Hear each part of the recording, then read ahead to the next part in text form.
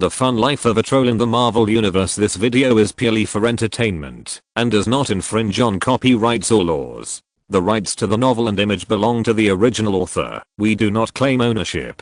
Don't like waiting and want to listen to this fanfic in full now? Subscribe to our Patreon, where you'll find the best fanfics. Chapter 451, The Conspiracy Surrounding the Scepter. Sherlock neither believed nor disbelieved Hawkeye and Falcon's statements.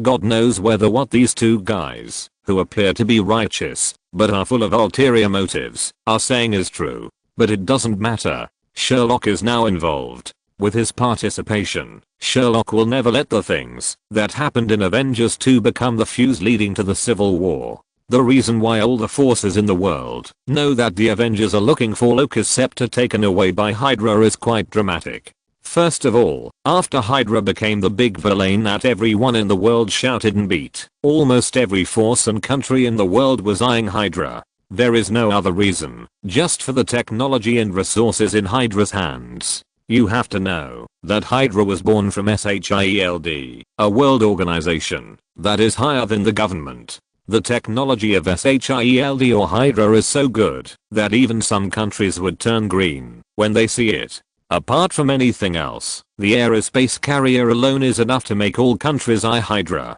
You have to know that even the military of the Eagle Source family does not have the aerospace carrier that only S.H.I.E.L.D. has. Not to mention the energy weapons that have been researched and the new materials that are derived from the appearance of warships. No matter which one is taken out, it is a technology that can create countless wealth. In addition, due to its status, Hydra can no longer rely on any forces, so it is naturally the object of competition. Although the group of idiots in the high level of the Eagle Source side did not say it openly, they have always regarded S.H.I.E.L.D. as their own property in private. Now the whole world is robbing their legacy, which is naturally not happy. But there is no way to be unhappy. After all, the Hydra base that was born from S.H.I.E.L.D. and inherited the style of black-boiled eggs can be said to be built all over the world. For this group of greedy high-level people, if they can't really control all of Hydra, the legitimate successor of S.H.I.E.L.D., then at least they have to be the one who gets the most. With this group of politicians began to constantly muddy the waters, releasing all kinds of true or false or half-true and half-false news, just to delay other forces from obtaining the Hydra legacy. Of course, they were not idle either. With their intelligence advantage, these politicians told the Avengers through special channels that the greatest legacy of Hydra was Loki's scepter. They tried to manipulate the Avengers to help them get back Loki's scepter and promised a lot of benefits. But it was obvious that the Avengers, who didn't want to be controlled by anything, didn't want to pay attention to the intentions of those stupid and greedy politicians. After all, the purpose of this group of people gathering together at the beginning was simply to fight Hydra, and only the captain still had the idea of rescuing his good friend. Seeing that the Avengers didn't seem to take the bait, the group of politicians was so angry that they came up with a strategy of killing 3 warriors with 2 peaches, and directly announced that Hydra had Loki's scepter, and that the scepter still had many secrets that had not been discovered, and spread the word that Loki's scepter had been targeted by the Avengers. The Avengers were forced to focus on Loki's scepter. After all, according to the news released by the politicians, the scepter did have a lot of energy that had not been discovered. That's how the world was in turmoil. Various forces and the Avengers began to play around Loki's scepter in the hands of Hydra. Sherlock frowned as he listened to the two's explanations. He originally thought that he had underestimated the integrity of the politicians in the Eagle Source after watching House of Cards, but he didn't expect that they were still beyond Sherlock's cognition. The bottom line was so low that Sherlock couldn't even imagine it. Spying on Loki's scepter? They really dared. It is estimated that this group of politicians only saw the ability of Loki's scepter to control people's minds, but they didn't know that the core of Loki's scepter was actually the Mind Stone, one of the Infinity Stones. Without the blessing of the Infinity Stones, these politicians would have no bottom line for their own interests. If they had the Infinity Stones or the Mind Stone that could control the mind, what would happen? It's no wonder that the Avengers were forced to move closer to Loki's scepter. Tony and Captain America, who probably knew the moral integrity of these politicians, immediately saw the despicable purpose of these politicians and were forced to stir up trouble all over the world. This time, they received the latest news about Loki's scepter, so they were ready to go to see if the news was true or not, but they were stopped by Sherlock. What? The source of the Avengers information? Haha, you may not believe it, but the source of the Avengers information was actually Black Stewed Egg. Don't look at this guy handing over S.H.I.E.L.D. to the good old man Coulson, but in fact, when he was still the director of S.H.I.E.L.D., he used the resources of S.H.I.E.L.D. to build a private army of his own. Combined with the scene in the movie, Sherlock even dared to be sure that this guy still has a spacecraft that can go to the sky. Damn, God knows how much this guy greedily got when he was in S.H.I.E.L.D.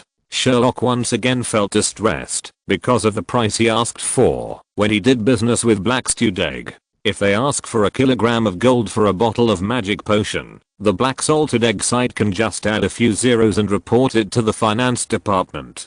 It's really fucking black. When Sherlock understood the situation, the captain on the other side finally accepted that he had transformed into a quality captain. Although his face was ruddy, he walked out of the toilet with a constipated expression. What? Why does the captain have such an expression? If your mouth is out of your control and you praise you in the mirror with a lot of dirty words that need to be muted for half an hour, you will also have the same expression as the captain. Really, it's just a matter of broadcasting the captain's length and diameter. The captain's purpose of coming out is very simple. He needs to give Sherlock a mission briefing. After all, Sherlock has discovered them and found their location before the mission. It is a bit unreasonable not to let Sherlock participate in the operation, but it is also impossible to let Charlotte participate in the operation without knowing anything.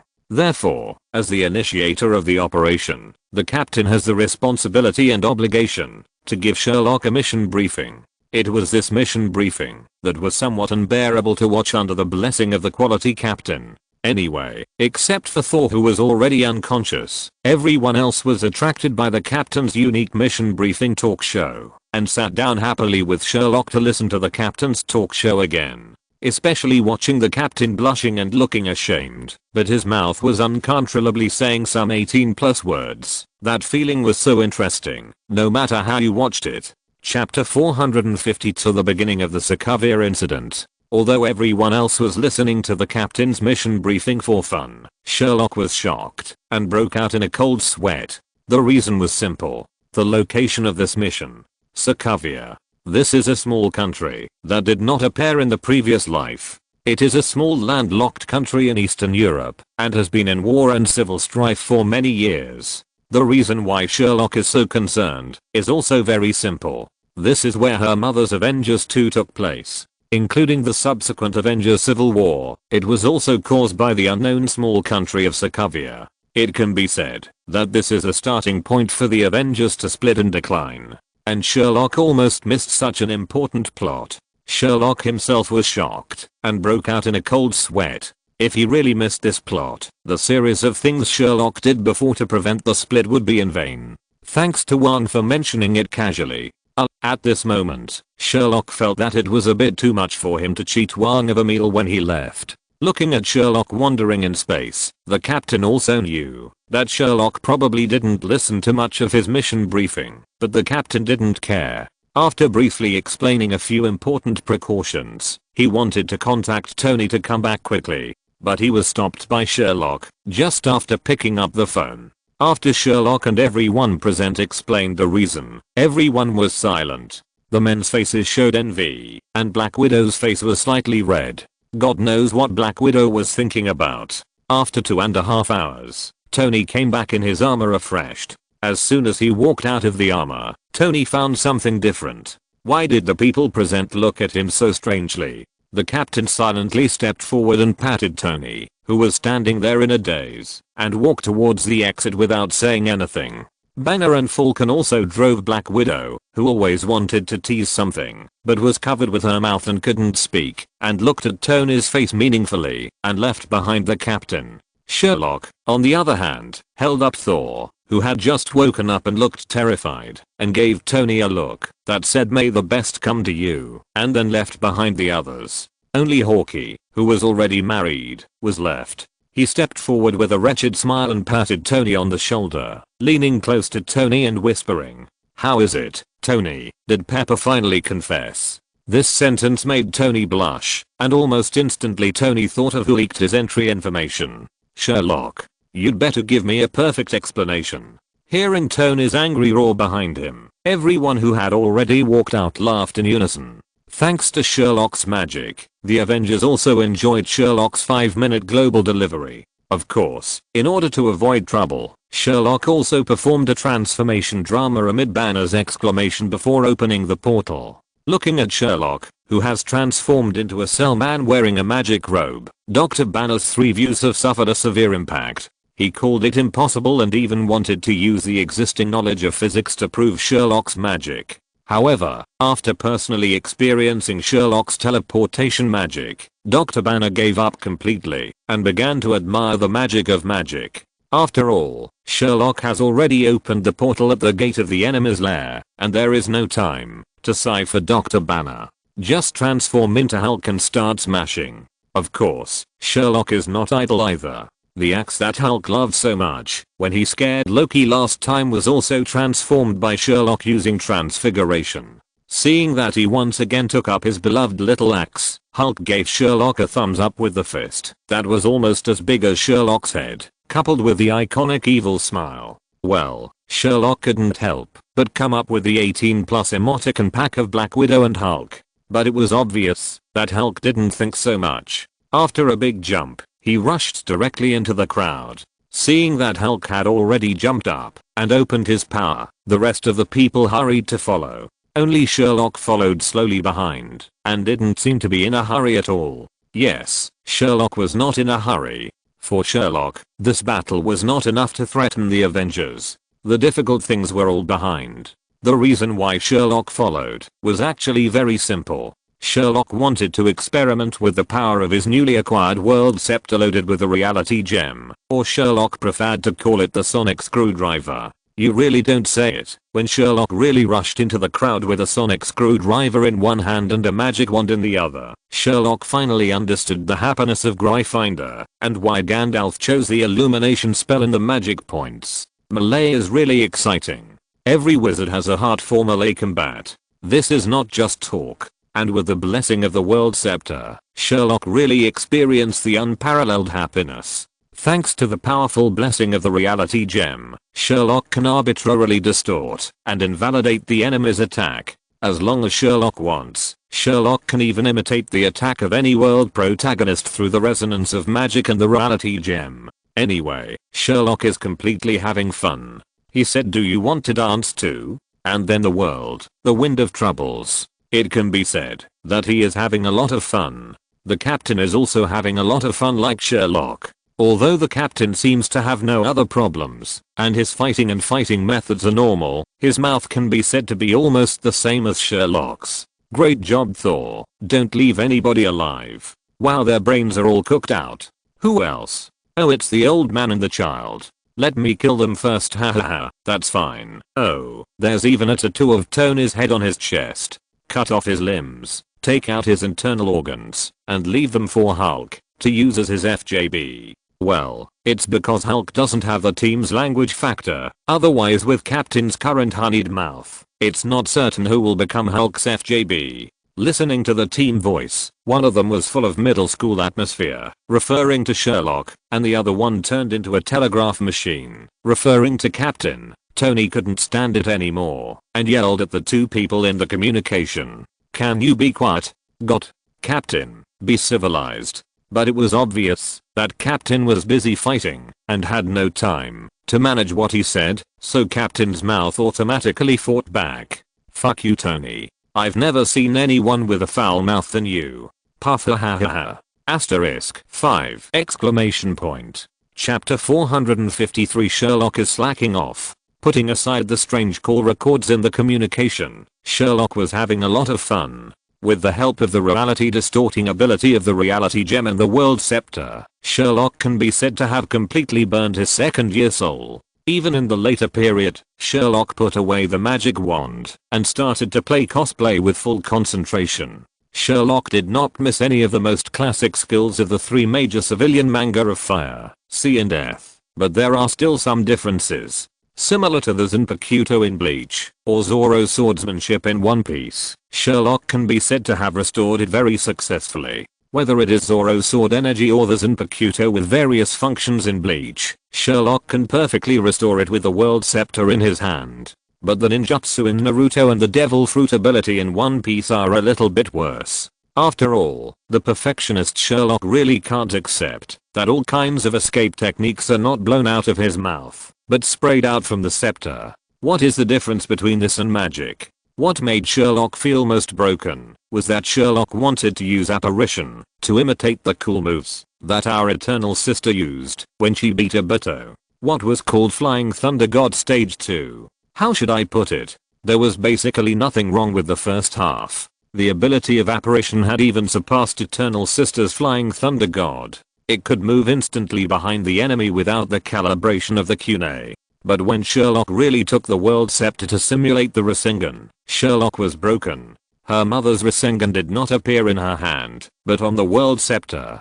Although Sherlock admitted that the world scepter in his hand was very useful, it could not only use magic to induce the power of the reality gem and the world scepter, allowing the reality gem to fully exert its power, but also shield the reality gem from eroding the user itself. But Sherlock absolutely did not accept that something like Rasengan appeared on the world scepter instead of in his own hand. The round ball of Rasengan, combined with the world scepter, which was not much different from the length of the magic wand, looked like, well, how should I put it? A microphone that was not so fully developed. Or just like the melee weapon used by the idiot in Battlefield 5, the 1915 percussion grenade. In short, the shape is extremely strange. Well, the Eternal Sister Flying Thunder God instantly appeared behind Obito, and then a microphone hit Obito's back hard. Take our protagonist Luffy's Mecha Fruit as an example. According to Sherlock's imagination, the reality stone should distort itself, and then turn its arms into the same rubber material as Luffy, and then use Luffy's classic mushroom machine gun and other abilities.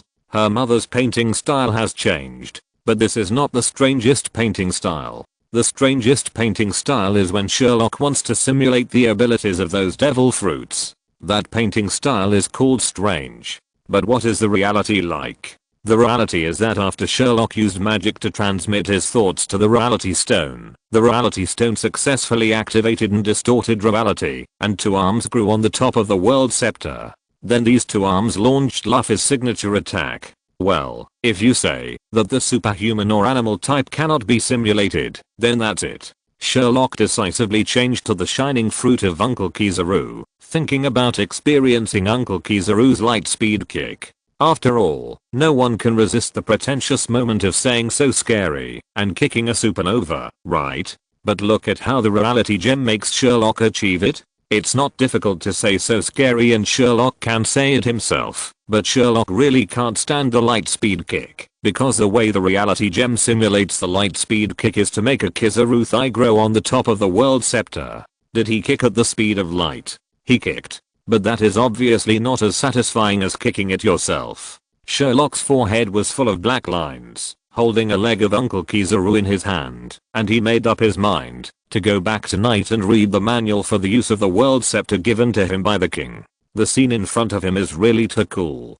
After all, being strong is only a temporary thing, but being handsome is a lifelong thing. Even though the speed of light kick of the ape uncle is very useful and the attack power is extremely strong, Sherlock really can't accept the stupid look of holding a thigh in front of him. What? Why didn't Sherlock go to Wanda and Quicksilver?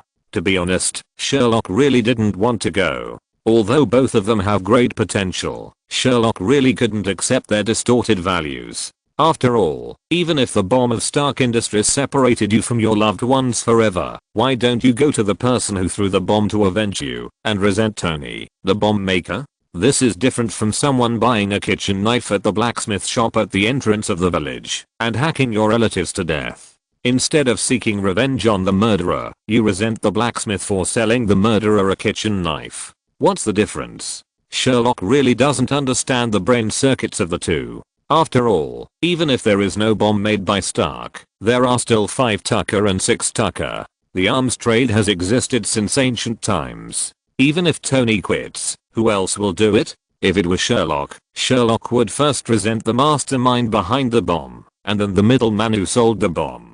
After all, as a manufacturer, Tony has no say in who he sells to. As a serious arms chief, Tony can only produce weapons and set the price of weapons. After all, Tony is not a black-hearted arms dealer like Obadiah. Wait. When Sherlock thought of this, he found a blind spot. Could it be that the arms in Sokovia were sold by Obadiah? Sherlock urgently moved his fingers. It didn't matter if he calculated it. The time was right.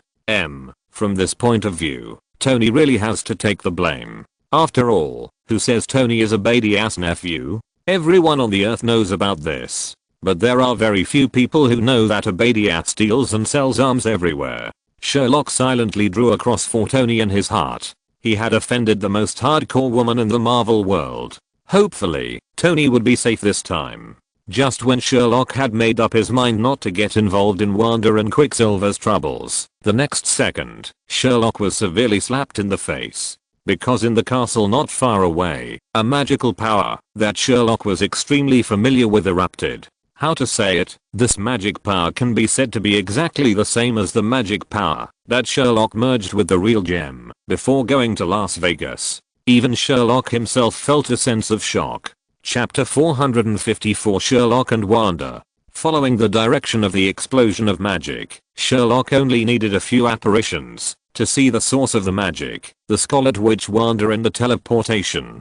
This was the first time Sherlock saw this girl who played the heroine in countless fanfictions. Yes, it was a girl. Wanda now looked not much different from Sherlock, with collagen all over her face. Except that her eyes were not as clear and stupid as those of a college student. She looked like a rebellious college student. But there was one thing, Wanda's figure was really good. Of course, Sherlock did not pay too much attention to Wanda's appearance, but stood on a high place and carefully observed Wanda's magic and the use of magic. Not to mention the use of magic, Wanda now has no way to exert her own magic. In Sherlock's opinion, Wanda's two tricks to deal with Captain and Tony were not magic, but the use of her own magic characteristics. It was this magic that made Sherlock feel scratching his head. How to say it? The more Sherlock observed, the more it felt like the magic that he had combined with the reality gem. In other words, Wanda is likely to be able to use her own magic. But the premise is that she doesn't like to deal with her own chaotic magic system. Otherwise, there is a high probability that it will be like Sherlock using Kamar-Taj's magic. It can be used, but it is really hard to say what the effect will be. Standing on a high place and observing everything, Sherlock can be said to have a lot of thoughts. In his mind, he subconsciously thought of what the Ancient One had said to him about his apprentice. Could Wanda be the apprentice who can inherit his magic? As soon as this thought appeared, it was like a wild dog that was out of control and entrenched in his head. Even if he wanted to drive it away, he couldn't do it. It seems to be the attraction of magic from the same origin, or the attraction of being a magician. Well, although Wanda's magic is very powerful, and the magic mixed with chaotic attributes is also very powerful, the immature use of magic still made Sherlock's mouth twitch. Wanda, who had just dealt with the captain, immediately noticed Sherlock standing on the high ground. Although Sherlock's appearance had changed, the iconic clothes on his body immediately revealed Sherlock's identity, a wizard. Among the entire Avengers, Wanda was most interested in wizards with mysterious and powerful magic. It can only be said that a newborn calf is not afraid of a tiger. When she saw Sherlock wearing a wizard vest, Wanda did not think of running away, but wanted to come up and show magic with this most famous magician. But what Sherlock never expected was that Wanda had no martial ethics at all. Without saying anything, she started with a self-taught chaos magic to compete with Sherlock. Therefore, after dealing with the captain, Wanda did not hesitate at all.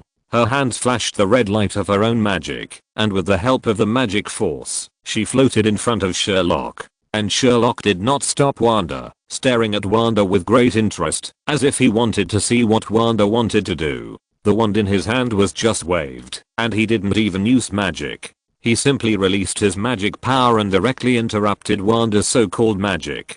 This result shocked Wanda, who had always thought she was very strong under the education of Hydra. She never thought that the ability she was proud of would be so vulnerable in front of this real magician. Looking at Wanda, who seemed to be standing there in surprise and fear and didn't know what to do, Sherlock, who didn't want to care about the siblings at first, sighed helplessly. After the magic change, the hoarse voice came out through the thick black fog on his head. Put away your crude and immature use of magic. This is a real magic. After that, in order to let Wanda better feel how magical the so-called magic is, Sherlock used all his strength for the first time, after entering Dumbledore's realm, to launch a simplest magic. Levitation spell. As Sherlock used his magic, Wanda felt a huge magical power coming at her. Her proud magic seemed as ridiculous as a drop of water in front of this huge magic that was like the sea. But what made Wanda relieved was that the magic that Sherlock exploded was not aimed at her, but a range of magic. Under Sherlock's full strength, the range of the floating spell almost covered the entire castle, and everything in the castle seemed to have suddenly lost gravity. All objects that were not rigidly connected were forced to float up under the power of Sherlock's magic. Even Wanda, who didn't know what was happening. Wanda looked like a cat or dog that suddenly entered space, with a look of fear on her face, looking at Sherlock with fear and yearning in her eyes. She was afraid that Sherlock's magic ability could almost be said to crush her existence, and she yearned for Sherlock's massive use of magic and magic that she had never seen before. If I can reach this level, then my hometown will not be engulfed by war. When such thoughts appeared in Wanda's head, they could no longer be controlled and spread wantonly, occupying Wanda's mind as quickly as a virus. Sherlock's magic came and went quickly, and soon Sherlock took the initiative to end his magic. After Sherlock's fall, the Avengers who were controlled by Wanda and fell into fantasy also quickly woke up. After taking a look at Sherlock standing on the upper floor, they quickly joined the battle again. Looking at Wanda, whose eyes gradually became a little fanatical, Sherlock's mouth twitched again. This time, his impulsive teacher seemed to have caused himself a super big trouble. After thinking about it, Sherlock waved his wand lightly, and the petrification spell of the sea hit Wanda, which directly made Wanda unable to control her body except for her thoughts. Just as Sherlock was waiting to say something, a magic power that was almost the same as Sherlock's magic power broke out from behind Sherlock, and Wanda,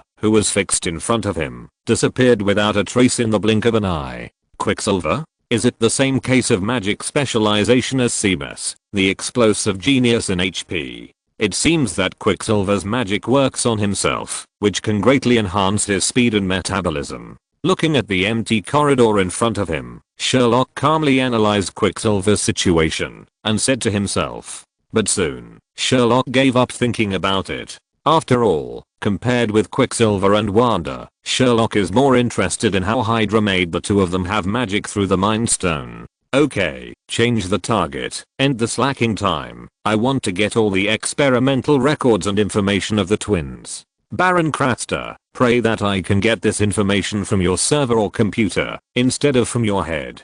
Chapter 455, Failure of the Creation of Hogwarts. Facts once again proved the terrible accuracy of Murphy's Law. When Sherlock found Tony, he learned from Tony that there was no information about human experiments in Hydra's computer. The rest were all research data on mechanical weapons and alien weapons. Looking at the remaining data, it is obvious that the smart Baron Strucker intends to use these data and the application of alien weapons and materials in his head to find a good way out for himself. After all, no matter how powerful the Avengers are, they can't replace the court to judge these Hydras, right? Moreover, the shield, which was originally used to judge these things, has now completely disappeared, so the current routine operation is to bring the head back to the Eagle Source, and the rest will be handed over to the local government on the spot. Well, it can be regarded as the routine operation of the higher level officials of the Eagle Source. What? You said that the shield was just destroyed because of the Hydra incident, and now those stupid high level officials of the Eagle Source are planning to absorb Baron Strucker, who is a Hydra.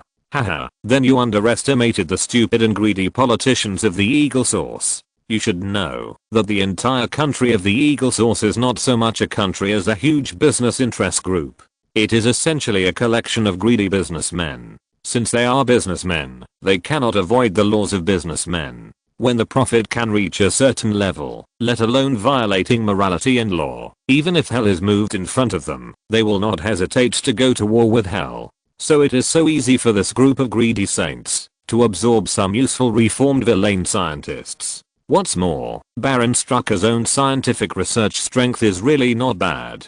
Apart from Wanda and Quicksilver, the two vested interests of human experiments, the weapons and equipment that are planned to be developed by the Chitauri technology outside are not bad. There is even an exoskeleton armor that I don't know how it was made. Although it is not as convenient and flexible as Tony's iron suit, it can also float in the air for a short time and greatly enhance the combat capability of soldiers. Although it may not be a big deal for the Avengers who came out of the battlefield, if this thing is placed in the army, then the combat effectiveness of those land-based elks will definitely increase several times. Seeing that he could not find the information he wanted from Tony, Sherlock could only go to the poor Baron Strucker's head to get it according to the original plan. Poor Baron Strucker, you said you would rather live a good life than experience the feeling of putting your head in a microwave. However, Sherlock had no opinion on this. After all, the fact that Baron Strucker used living people for experiments had already touched Sherlock's bottom line. Even if Baron Strucker had found a way out for himself, Sherlock did not intend to really let Baron Strucker take his own way out. After informing the news that he needed to find Baron Strucker in the communication, Sherlock calmly visited the Hydra weapons manufacturing base. You really don't say. There are really a lot of black technologies in it. Sherlock even saw some war robots that were similar to Tony's battlefield support robots. Speaking of which, Tony's idea for battlefield support robots came from the steel engineering team that he had a sudden idea for when he was in the training ground. After all, this thing is really useful. After a while, Sherlock heard a call from Captain Sue's headset, telling Sherlock that he had seen Baron Strucker and was currently tracking him. After hearing the call, Sherlock stopped slacking off and put away his thoughts that had spread to zenith. After simply feeling the captain's position, he began to rush in the direction of the captain. Although Sherlock hurried, he was still a step slower in the end. When Sherlock could see the two of them, Baron Strucker was not even in a state of being captured, and he provoked the captain. He still used the classic set of Hydra lurking in SHIELD. Sherlock's eyebrows jumped when he saw it, and he could feel Baron Strucker's breath of death from a distance. Sure enough, after Baron Strucker came up and attacked him face to face, the captain, who had become a quality captain, didn't tolerate this guy at all. He grabbed the edge of the shield with both hands and slammed the shield in his hand on Baron Strucker's face. No. Spare his life under the shield. Although Sherlock had tried his best to stop him, Baron Strucker, who received the captain's angry attack, still softened like noodles. Well, it can be said that he died very ugly. That face looked as if it had been ironed by an electric iron, extremely flat. God knows how Sherlock felt when he saw a European and American man's face turned into a frying pan under the captain's quality attack. However, the outrageous thing is that, even though Baron Strucker had been beaten like this, there was no blood on the captain's shield, except Baron Strucker's saliva and snot. FXXK. You at %. I %. While Sherlock was arguing with Captain Sue, he quickly used magic to extract Baron Strucker's memory. With the attitude of extracting as much as he could, Sherlock began to use his magic with all his strength. It might be because Baron Strucker was slapped by the captain and he was breathing in less and out more. Although Sherlock had used all his strength to activate magic, the memories he could extract still appeared in the form of fragments. But even so, it was enough for Sherlock to satisfy his curiosity. The good news is that Sherlock did obtain the ability of the Mind Stone to give birth to people who can learn his magic. The bad news is that this method is too cruel. According to Baron Strucker's memory, if Sherlock wants to copy another Wanda, he must first find 1000 children. After a series of experimental transformations, only about 100 people can survive. The next step is to use a Mind Stone for catalysis. At this step, the elimination rate is still terribly high. In this step, only 10 out of 100 people can gain abilities, and the process is extremely painful. Under the influence of the Mind Stone, it is easy to become mentally disordered. And even if all 10 people gain abilities, 9 of these 10 people have superpowers. that are specialized in magic like Quicksilver. It is already a blessing to be able to cast magic like Wanda. As for those players who are specialized in magic, well, it's not that they can't learn magic, but the process must be extremely painful. Just look at the blasting genius Seamus in HP. According to Sherlock's guess, Seamus is actually a person who has been slightly specialized in magic and has become explosive. Chapter 456, Tony the Great Enemy. After learning the details, Sherlock gave up the idea of opening a real Hogwarts in Marvel. He threw a ball of fire and turned Baron Strucker, who had committed many evil deeds, back to dust. Then he stood up and patted the captain on the shoulder. Be patient next time. You acted too quickly. This guy's crimes are enough to get him shot from the beginning of the year to the end of the year. It's too easy for him to die like this. Although Sherlock was telling the truth, Steve, who had become a quality captain, couldn't control his mouth. After Sherlock's words fell, his little mouth was like honey, and he started to send telegrams directly. Hey you little naughty swallow, you still want to control me? How to say it, the current situation is very annoying. The captain's little mouth with honey kept sending telegrams, but the look he gave Sherlock was full of incomparable apology, which made Sherlock think that the captain was suffering from schizophrenia like Laura. Although Sherlock was very angry about the captain's telegram, he knew what his potion was, so he finally waved his hand at the captain to signal him to stay away from him. Hey you are so impatient. Although Sherlock finally decided to let the captain go, it was obvious that the captain's mouth did not mean to let Sherlock go. After hearing what he said, the captain's pace quickened a lot, and Sherlock, who was still standing in the same place, listened to the captain's mouth full of shit and the captain's somewhat embarrassed escape. His blood pressure was still high as always. Sherlock had no opinion on this. Not to mention that with him, whether Vision and Ultron would have a chance to be born later, just taking the mind gem and the scepter alone would be a huge trouble. Especially looking at the captain's American buttocks, Sherlock really wanted the captain to experience the enhanced version of the Millennium Killing mixed with detonating talismans that Naruto gave Gaara during the Chunin exam. So that the captain's little mouth smeared with honey would know that people's mouths should be at least a little cleaner than pie. With Baron Strucker returning to dust, the battle against Hydra came to an end, and Loki's scepter, which was fought for by various forces, fell into the hands of the Avengers. After all, this thing was brought by Loki, and throwing it to Asgard was considered to be returning it to its original owner. The speed of the plane was still very fast. After all, this thing was built by Tony, based on the technology of that spaceship.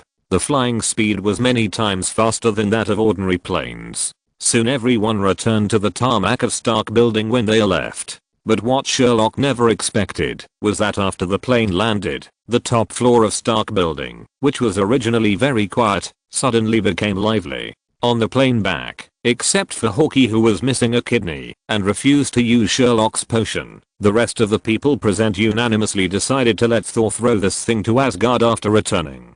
With the Reality Stone, Sherlock has begun to hold a respect for Latitude towards the Infinity Stones. The Reality Stone is already difficult to deal with. If a Mind Stone that can invisibly affect the human mind is added, there will be too much fun on Earth. A group of people ran out from the entrance not far away. Some pushed Hawkeye to treat him, some were responsible for maintaining weapons, some were responsible for transmitting data, and some were responsible for detaining people. The top floor of the entire Stark Building became extremely lively in an instant, and looking at this group of extremely professional people, Sherlock always felt very familiar for some reason. Until Sherlock saw an acquaintance, Mariah Hill, the deputy of Black Stewed Egg. Mariah Hill has already appeared, so how far can Black Stewed Egg be? Sherlock even knew with his heels that Black Stewed Egg was definitely in the Stark Building in front of him at this moment. In an instant, Sherlock looked at his good Uncle Tony with a strange feeling in his eyes.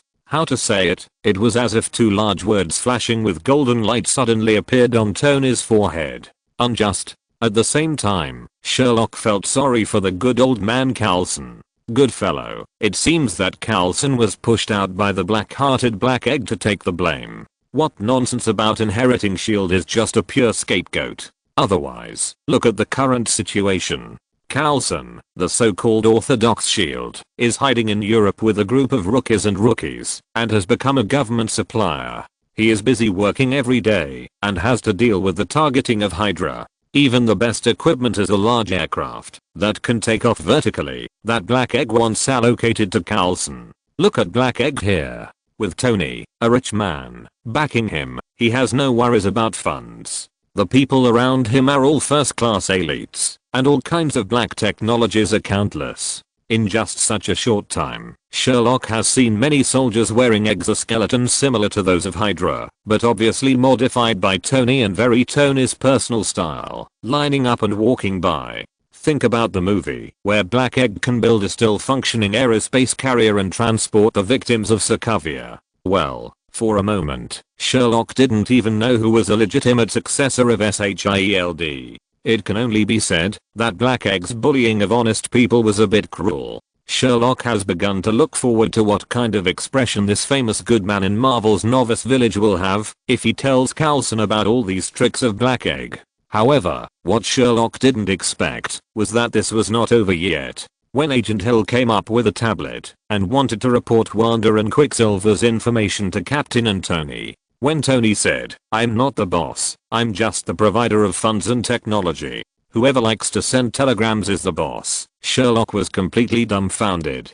Good guy, you contribute money, effort, technology, and venue, and you still say you are not the boss? You don't do charity like this, right? There is no place to spend the money? Sherlock said that he was shocked, but he didn't understand it at all. Suddenly, Sherlock felt that the words on Tony's forehead suddenly increased, and it was emitting dazzling light. Pure weirdo background. Sherlock decided that it was time to have a good talk with Tony about the corruption of black salted eggs. If Tony dared to refuse him, then he would have to have a good talk with his Aunt Pepper. After all, there was always someone who could deal with this lawless rich man. Chapter 457, Single Dog Sherlock's Love Class, Part 1. Sherlock was forced to rethink his rescue plan for the big dog owner for Tony before it even started. The reason was simple, because Sherlock was approached by the silly Thor. Thor actually wanted to talk to Sherlock after he woke up from the battlefield. After all, in the illusion given by Sherlock, Thor actually experienced his brother dying in his arms and his mother being killed in front of him. That's right, Sherlock let Thor experience the plot of Thor 2 directly from his first-person perspective. Faced with such a huge impact, to be honest, Thor wanted to talk to Sherlock at the time, but dealing with Hydra was imminent, so Thor had to temporarily suppress his doubts and turn around to vent all his anger on the poor Hydra. It was not until he came back from the plane that Thor hurriedly fooled around about how to deal with Loki's scepter, and then he found an opportunity to invite Sherlock to let's talk privately. Sherlock had been mentally prepared for Thor's invitation and agreed without hesitation. Seeing that Sherlock agreed, Thor led the way and took Sherlock to a relatively private place. That's right, it was a bedroom that Tony arranged for this guy. Looking at the messy quilt, the quilt that was rolled up into a ball, and the bedroom that was so clean that there was no room for footrest, Sherlock's mouth twitched fiercely. Although he also didn't have the habit of folding quilts, to be honest, Sherlock really couldn't accept such a sloppy bedroom. Thor didn't care at all. He sat on his bed and waved at Sherlock, motioning Sherlock to come over. Looking at this scene, that was obviously easy to be misunderstood, Sherlock couldn't help but twitch his mouth and complained directly in a bad mood. "I'm sorry, Thor. I think you should know that I don't like men. But I won't discriminate against people like you. If you came to me just to tell me that your sexual orientation has changed, then I can only say, I hope you are happy." After taking a deep breath for a long time, Thor barely suppressed his impulse and asked Sherlock with a serious look.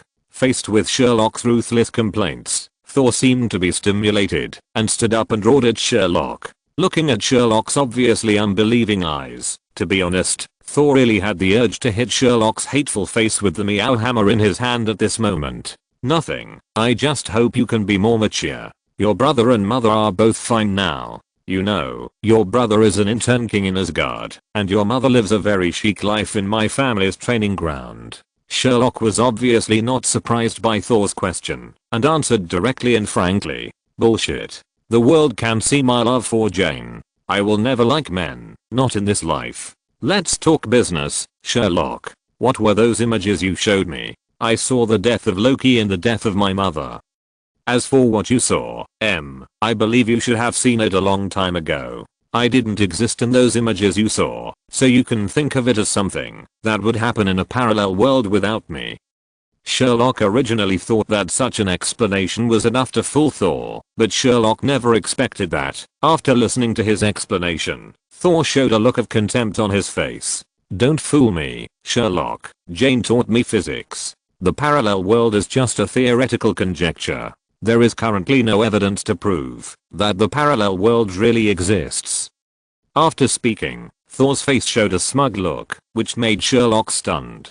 Damn it. How sloppy. Thor, a barbarian, actually stopped swinging a hammer and started reading knowledge. I have to say that love is indeed a magical thing. Jane G. Ran was able to make a guy like Thor, whose brains are all muscles, put down his beloved hammer and pick up a boring physics book. This action alone is enough for Jane to go to the Vatican to apply for a cardinal or something. If this happened in the Middle Ages, the entire church might belong to Jane. This ability to spread the word is simply unparalleled. God knows how difficult it is to let a berserker study. Anyway, Sherlock can't imagine how Jane did it. But looking at Thor, who was still proud, Sherlock thought about the Sorcerer Supreme VIP membership card that was still in his wallet, as well as the Sorcerer Supreme VIP membership cards of a dozen auto repair shops and modification shops across the country. Sherlock felt that for the future life of his beloved car, and in order to no longer go to Ford's 4S shop, to be a sucker for nothing, he had to continue to fool Thor. After all, Thor and Jane finally got married. If they broke up now, and Thor found someone else, Sherlock would have to go through the same thing again, where he was called to Asgard by the Rainbow Bridge, just to help this guy deliver a love letter. Sherlock refused. Thinking of this, Sherlock refuted without even thinking about it. It is difficult for science to observe the existence of parallel worlds, but this does not mean that magic cannot observe them. You, a berserker, do not understand the beauty of magic. Although we cannot break the barrier between the parallel world and our world, we can still do simple observation. These parallel worlds are varied and look like all kinds of things. You may not believe it when I tell you that in some parallel worlds, your brother Loki is no longer a brother, but a sister. Yes, you heard it right. Loki became a woman. Even in the most exaggerated parallel world I have ever seen, Loki is not even a human, but a crocodile. And I showed you your experiences, not to let you come to discuss with me whether parallel worlds exist, but to make you mature. God knows why, as a prince of Asgard, you can't even coax your girlfriend. Jane is already your girlfriend. She quarreled with you. Why are you angry with her? You just go up and hug her and kiss her until she loses her temper, right? You are such a waste. Do I need to teach you how to fall in love? That's right. Sherlock became more and more excited as he spoke, and even told himself the stories about domineering presidents that he had seen on the internet in his previous life. As for Thor, well, Thor no longer cared about whether there was a parallel world. When Sherlock was talking about the first half, Thor still looked like he was just listening to your bragging. But when Sherlock led the topic to the topic of domineering presidents, Thor's eyes lit up like a big golden retriever who had found a bone. To be honest, this was because Thor had no tail behind him. Otherwise it would have been swinging like a helicopter propeller. Chapter 458, Single Dog Sherlock's Love Class, Part 2. The two of them can be said to be one who dares to speak, and the other who dares to believe. An old man over 1,500 years old who is in love for the first time is being taught how to fall in love by a single dog who is not even a fraction of his age. The style of the two can be said to be strange, no matter how you look at it, especially when Sherlock finished talking about the first step of the domineering president literature. Thor seemed to have suddenly opened his eyes, looking at Sherlock with excitement, and asked directly, "I have tried the way you said, but Jane pushes me away every time." When he said this, Thor's expression was still a little depressed. Looking at Thor's appearance, Sherlock almost broke his defense. "Good guy, you have experienced the pain of losing your brother and the pain of losing your mother, and you actually only pay attention to the domineering president literature I said? At this moment, Sherlock can be said to have deeply experienced the horror of love brain. He rolled his eyes at Thor in annoyance and pointed at Thor's thick arms that could run horses. Did you build up your muscles in vain? Jane pushed you away, and you let her push you away. Jane is so skinny, how could she push away a big and strong guy like you? Why do you care about Jane's reaction? You should not care about how Jane reacts. Just hug Jane and kiss her, and walk into the bedroom while kissing her. How can a couple spend the night after a quarrel? Isn't it always quarreling at the head of the bed and making up at the foot of the bed? Do I need to teach you this? You are useless. As Sherlock kept talking, Thor's eyes became brighter and brighter, but when Sherlock finished talking, Thor's eyes, which were almost like searchlights, suddenly dimmed. At this time, Thor was sitting on the bed with his head in his arms, looking painful, and whispered with his hands covering his face. It's too late to say anything now. I don't even know how I should face Jane. Looking at Thor's appearance, Sherlock thought for a long time before sighing helplessly, walked up and patted Thor on the shoulder before saying, Thor, you have to know one thing. Your father Odin is against you, and Jane for a reason. Compared with your long life, Jane's life may only be a moment in your life. When Jane is 100 years old, it will be impossible for you to talk to Jane again. So, if you really love Jane, the most important thing you should do is to cherish every day you spend with Jane. Instead of quarreling with Jane, like you are doing now, and running away from home, you should balance the focus of love and life. After all, life is not only about the passion of love, but also about the mundane daily necessities. After all, according to Thor's emotional intelligence, even if this guy understands how to get along with Jane, he will probably mess everything up because of his emotional intelligence. Sherlock said while pointing to Thor's bedroom, which can almost be called a pigsty. After thinking about it, Sherlock took out a coin from his pocket, bent his thumb, and flicked it hard at the coin. After hearing Sherlock's words, and looking around his bedroom along Sherlock's finger, Thor seemed to understand something, and began to cry like a child, holding his head. Seeing that Thor seemed to have been successfully brainwashed by him, Sherlock silently comforted himself in his heart. How should I put it? The limited edition Raptor 6*6 in his home was saved. However, looking at Thor crying like a child, Sherlock finally sighed helplessly and decided to do something for this iron fool. The originally small coin turned into a plain book with no words on the cover and not too thick under the magic of Sherlock's transformation. Sherlock can now start to think about whether he can find Shelby to upgrade a badger kit for his beloved car, making his Raptor even more powerful. With the crisp metallic sound of the thumbnail and the coin hitting each other, the coin was bounced into the air by Sherlock, and the crying Thor was also attracted by the crisp metallic sound, looking at Sherlock with tears on his face. Seeing Thor, who looked like he was being bullied, Sherlock's mouth twitched fiercely, but his hand didn't stop moving. When the coin fell, Sherlock grabbed it with his hand. Sherlock threw the book he had conjured to Thor, who was crying, and said to Thor unhappily, "Memorize this book, and then take a bunch of roses to apologize. Don't forget the party tonight." After saying that, Sherlock turned and left without any intention of staying. Thor looked at the book Sherlock threw in his arms with a puzzled look, and looked at Sherlock, who had turned to leave, and opened the book in his hand for some confusion. Then, Thor was attracted by the content of the book, and even sighed from time to time. Sherlock is indeed my lifelong brother. He is willing to give me such a magical book. When hearing Thor's words, Sherlock stopped at the door of the room, turned around and said to Thor with gritted teeth, "No, Thor, I just hope you don't ruin my car anymore. I don't know how many new cars I have bought because of you." After saying that, Sherlock left Thor's room without any hesitation. Thor's expression froze for a moment after hearing Sherlock's words. Thor, who lived on Earth, was educated by Jane, and knew how much he had gone too far. But soon, Thor put this matter behind his mind. After all, for a love-brained person, nothing is more important than winning back the heart of the goddess. Thinking about it, Thor stood up, holding the book Sherlock gave him in one hand and his beloved cat hammer in the other, and walked out with confidence. When he came to the balcony, where the plane was parked, Thor swung the hammer, and left without any hesitation.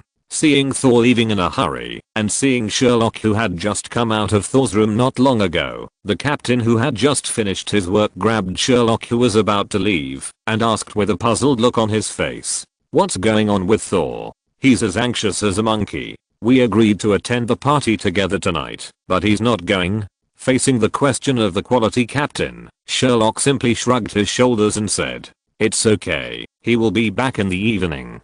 He just went to save my car." The captain, who was confused by Sherlock's nonsense, looked at Sherlock's back and couldn't figure out what Sherlock meant for a long time. In the end, the captain's honeyed mouth said for the captain, "The damn riddle man should get out of the earth." Well, as for what the book Sherlock gave Thor is, it's actually very simple. The book has a very down-to-earth name, a collection of popular internet love words. That's right, it's a collection of the familiar love words when everyone is watching Dalyan. Sherlock extracted the love words he saw in Dalyan in his previous life, bound them into a book with transfiguration, and gave it to Thor. Don't underestimate these local love words. Maybe for us, these love words sound very old-fashioned, and even in the real world, it is easy to make people tap their toes in embarrassment. But these things are absolutely lethal in the European and American servers, and can even be called words that are as addictive as love poems. I can only say that the European and American versions that have not seen short videos are more than one generation behind us, not to mention the Marvel world, where short videos have not even appeared yet. If you're listening to this novel on a channel other than Fanfic World, it means they downloaded and uploaded it without effort. We cordially invite you to visit our channel, Mundo Fanfic Novelos. There you'll find the original version of this story, and you can explore many other novels of various genres. We're waiting for you to immerse yourself in a world of incredible novels. Chapter 459, Tony's Rescue Plan, Part 1. After fooling Thor, Sherlock was ready to continue his Tony rescue plan, to have a good talk with his Uncle Tony. As expected, Sherlock found Tony fooling Banner in the laboratory. At this time, Tony was standing in the blue neural network model projected by Jarvis in the laboratory, talking nonsense to Banner, who was full of tangled expressions. Even when Sherlock pushed the door open and walked in, the two did not find anything, causing Sherlock to cough to remind the two who were too focused that there was a living person here. Ahem. The two who were startled by the sudden cough turned around and saw Sherlock leaning against the door of the laboratory with his arms folded. Seeing that the two people's attention came to him, Sherlock tilted his head slightly at Tony and raised his eyebrows. Sherlock's meaning was very clear. He wanted to ask Tony to come out and talk alone. Seeing Sherlock like this, Tony didn't feel the slightest bit surprised. How should I put it? Although he was pranked by Sherlock, Tony, who knew Sherlock too well, knew that this matter was definitely not over yet. So Tony had long been mentally prepared that Sherlock would talk to him. Therefore, it was not surprising that Sherlock came to him now. Tony said something to Banner, then turned and walked towards Sherlock. Seeing that Tony agreed to his request for a conversation, Sherlock didn't hesitate. But it's not Sherlock's fault. After all, he had prepared a lot. But these naughty kids actually did something behind his back. Don't talk nonsense about Sherlock. Even if it was someone else, they would be extremely angry. Tony, my dear uncle, don't tell me you don't know what it means for the Avengers to gather together again. And don't tell me you don't understand the greed of those idiots sitting in the office. Oh my god, the most amazing thing is that you actually secretly organized an Avengers gathering behind my back and dragged Black Egg into it. Don't tell me I don't know how greedy Black Egg is for money. Look at what you look like now. You have the force, intelligence, funds, and technology. Tony, use your smart heels to think about it. Guess what those cowardly yet greedy idiots will think of you. Just be thankful that there is still a global enemy, Hydra, in front of you. If it weren't for this group of bad, festering guys attracting firepower in front, believe it or not, the Avengers will be turned into the same end as Hydra by those idiots in the next second. Do you want to stay and be a dog, or wander around the world from now on? He immediately took Tony behind him to find a small empty meeting room. After the two of them entered, Sherlock pointed casually, and the door, that had just been closed, was locked in an instant. Seeing that there would be no one else here to disturb him, Sherlock directly sprayed at Tony. Sherlock didn't even give Tony a chance to refute and began to spit his venom at him. At this moment, Sherlock even felt as if he was possessed by the Snake King Snape. Especially this involved his only blood relative in this world. Looking at the angry Sherlock in front of him, Tony, who had been wanting to explain, finally found an opportunity and waved his hand at Sherlock to indicate that he had something to say. Looking at Tony's appearance, Sherlock also stopped talking trash, leaned against the wall with his arms folded and sneered, as if waiting for Tony's explanation. Seeing that Sherlock stopped talking, Tony sighed helplessly and said this. "Don't be angry, Sherlock. I understand your thoughts. I also know what it means for the Avengers to gather again. But there is nothing we can do about it. I believe you have also seen what Hydra did. We were forced to join this battle. No matter which force Locus Scepter falls into, it will become the Hydra in the battle we just fought. This is an unchanging fact. As for why you said you didn't look for you, it's very simple, Sherlock. The network of relationships behind you is too complicated. It is actually beneficial to avoid you. Don't look at the Avengers as powerful now, but no matter how powerful it is still an existence without absolute force. Although we have all the three things of technology, funds, and intelligence, without absolute force, the group of idiots sitting in the White House can still tolerate us. But if you are included, it will be different. You should also know what is in your training ground. Your big baby is indeed a huge threat. Without the Avengers, no one will dare to provoke a force with nuclear power. But if we join, the situation will be different. The Avengers' raiding ability and force, the intelligence of the black salted egg, my funds and technology, to put it bluntly, once our base is not here, but in your training ground, then your training ground will easily become a country within a country, which is what the group of idiots in the White House cannot tolerate. And Sherlock, you know, we did not exclude you, but we just felt that we didn't need you to take action. After all, Hydra is just a group of ordinary people with some technology, and we are enough. In other words, you are also one of the guarantees for our group to move freely. As long as you exist for one day, those stupid guys will not dare to act recklessly in our village. What's more, this may be our last assembly. No, to be precise, it may be my last time to participate in the assembly. Although Tony's explanation is comprehensive and well-founded, even if Sherlock has not seen the subsequent plot of Avengers 2, he may believe Tony's words. But unfortunately, Sherlock, who has been watching Avengers 4, can be said to not believe a word of Tony's words.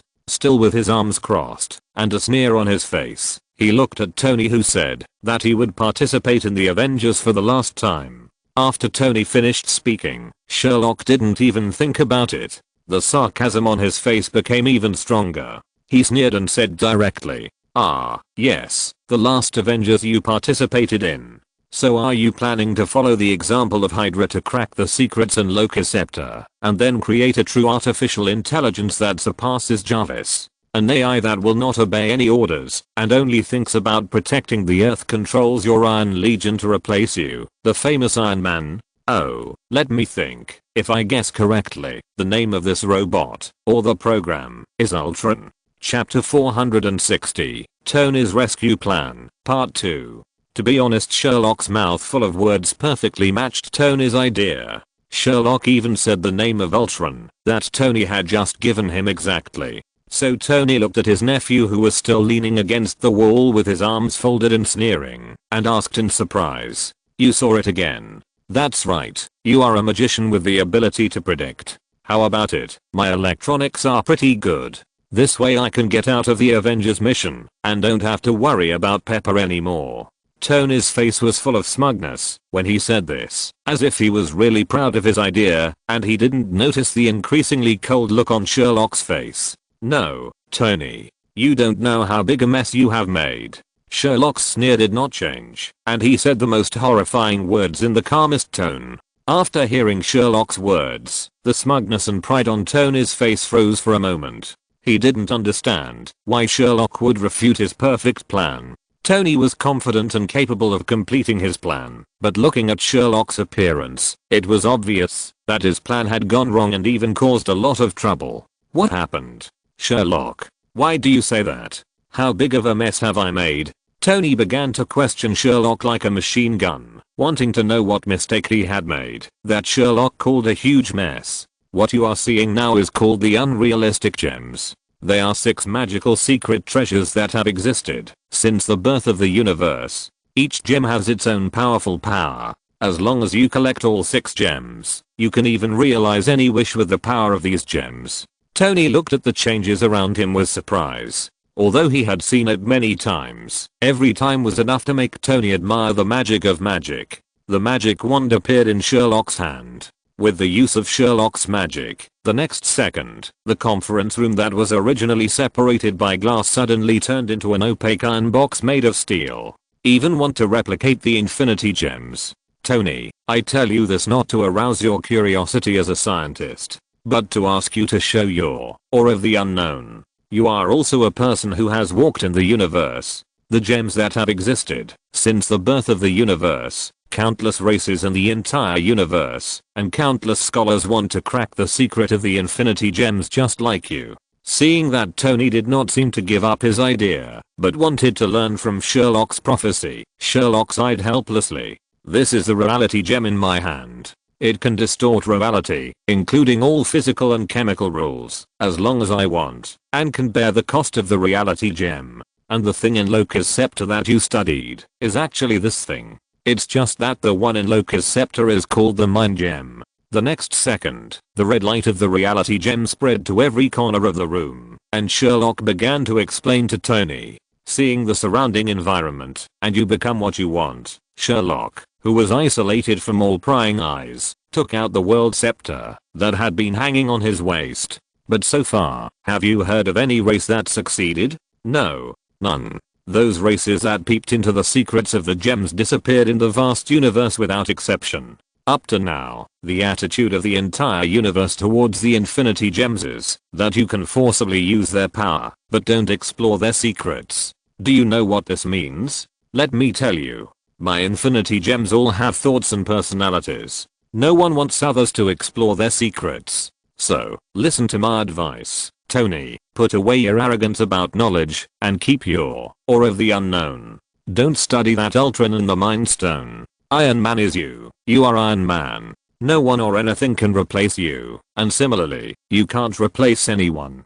Sherlock's words can be said to be serious. In order to make Tony give up Ultron, he even told Tony the secret of the Infinity Stones. Seeing that Sherlock didn't seem to be joking, and told him this big secret, Tony also put away his complacent mentality, and said seriously to Sherlock, who was worried about him. Okay, Sherlock, I understand. Seeing that Tony agreed to himself, Sherlock was relieved, put away the world scepter in his hand, and waved his hand to let the whole room return to normal. After talking with Tony, Sherlock still had a lot of things to do, the most important of which was to go and talk to the Ancient One. After all, after contacting Wanda, Sherlock's heart was full of questions. And the only person in the world who can answer Sherlock's questions may be the Ancient One. After all, the Time Stone is in the hands of the Ancient One. Except for her, who can see what will happen in the future, no one else can know. When thinking of this, Sherlock even has the urge to snatch the Time Stone to see what will happen. After all, the Ancient One is just like Dumbledore in HP. He always likes to play the Riddler trick, which makes people very confused. Even Doctor Strange inherited the Ancient One's trick. Look at the Avengers 4, when this guy raised a finger at Tony. God knows whether this guy means only one chance, or fly up quickly. The purple potato spirit can't fly. Sometimes, Sherlock really wants to shout, Riddler, get off the earth. But complaining is complaining. But what needs to be done still needs to be done. Just when the two were about to leave the meeting room, Sherlock suddenly stopped, turned around and looked at Tony, who was following behind him with a suspicious face, and asked, "Are you sure you won't study the Infinity Stones?" I'll say it again, the Mind Stone has a great influence. It's even possible that Loki killed people in the New York battle because of the influence of the Mind Stone, so don't underestimate the power of any Infinity Stone. Of course, you have to believe your uncle. Tony vowed to Sherlock, and he was just about to pat his chest and make a three-pointed oath to the sky. But what Sherlock didn't know was that even though he had repeatedly warned Tony, He still underestimated the influence of the Mind Stone on everyone, underestimated a scientist's curiosity about unknown things, and even underestimated the series of chain reactions after the two were added together.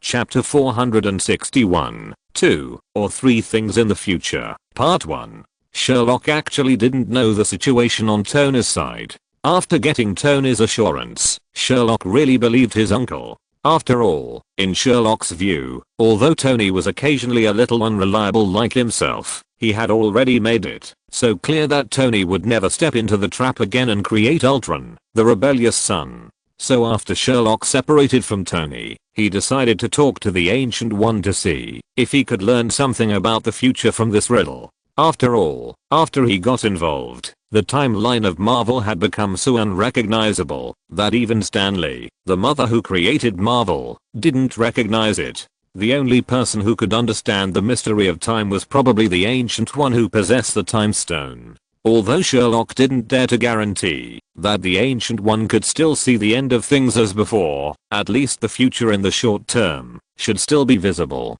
And the appearance of Wanda just made Sherlock's ambition begin to emerge in his heart. Ask a person who likes HP, who can refuse a Hogwarts that belongs to him? Anyway, Sherlock couldn't refuse, and he had even been spying on Dumbledore's position for a long time. Of course, before going to find the Ancient One, there should be a sense of ritual. The most important sense of ritual is to tease Hawkeye, who has become the One Kidney Man. Sherlock only found out, when he came back, that Hawkeye had been pierced through the kidney by an energy weapon, which directly caused the kidney to be destroyed. If it weren't for the high temperature of the energy weapon to stop the bleeding of the wound, it is estimated that Mr. Hawkeye, the One Kidney Man, would not have been able to hold on until he returned to the base to receive Dr. Helen's kidney reconstruction. So it was just a fatal injury, and Hawkeye decided at the time that he must rely on himself to survive. Every time those forces saw him, they would take actions against him for the characteristics of the Sentry. Well, just thinking about it is enough to make Hawkeye retire. However, it is a prick in the heart, and it is still necessary to make an appointment with Sherlock for rehabilitation and recuperation. As the saying goes, Sherlock's magic potion may cause social death, but the effect is really good.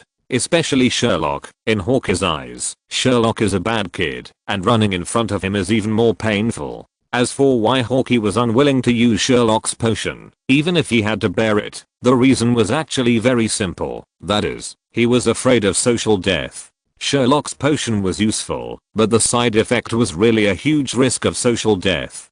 Hawkeye was one of the 2 former SHIELD fighters and a formal member of the Avengers. According to Hydra's conduct, plus the current situation of the Avengers making enemies, if he really got some strange social death entry randomly, and then this feature appeared in the hands of all forces around the world with Hydra's intelligence. Facts have proved that Hawkeye was lucky. In the end, he really relied on himself to grit his teeth and return to the base for treatment, and saved his reputation. Of course, he was ridiculed by everyone. After all, as a man, his combat power can be improved, but being handsome is a lifelong thing. Hawkeye didn't want any strange information to appear in the enemy's intelligence. As for the issue of social death, Hawkeye felt that, since he was living in Sherlock's training ground, he wouldn't be too socially dead. After all, except for the trainees, almost everyone in the entire training ground had drunk Sherlock's potion. Social death. Social death. You have to die in society first, right? The eldest brother doesn't laugh at the second brother. Everyone has experienced it. How can there be social death? What's more, Sherlock is also a ruthless person. When he is in the training ground, he will give himself some potions whenever he has nothing to do, referring to Sherlock's creation and learning of potion knowledge. So Hawkeye has no objection to giving himself potions in Sherlock's training ground, but outside Sherlock's training ground, I'm sorry, Hawkeye is also a decent person who wants to save face, right? Faced with Hawkeye's face-saving situation, Sherlock can't let him go. With the strange eyes of the Black Sister sitting next to him, Sherlock directly turned into a captain with honey on his mouth and teased Hawkeye crazily. In the end, Dr. Helen, the attending physician, couldn't listen anymore. After all, if Sherlock continued to complain, his patients might stand up and wrestle with this guy, so he quickly drove Sherlock out.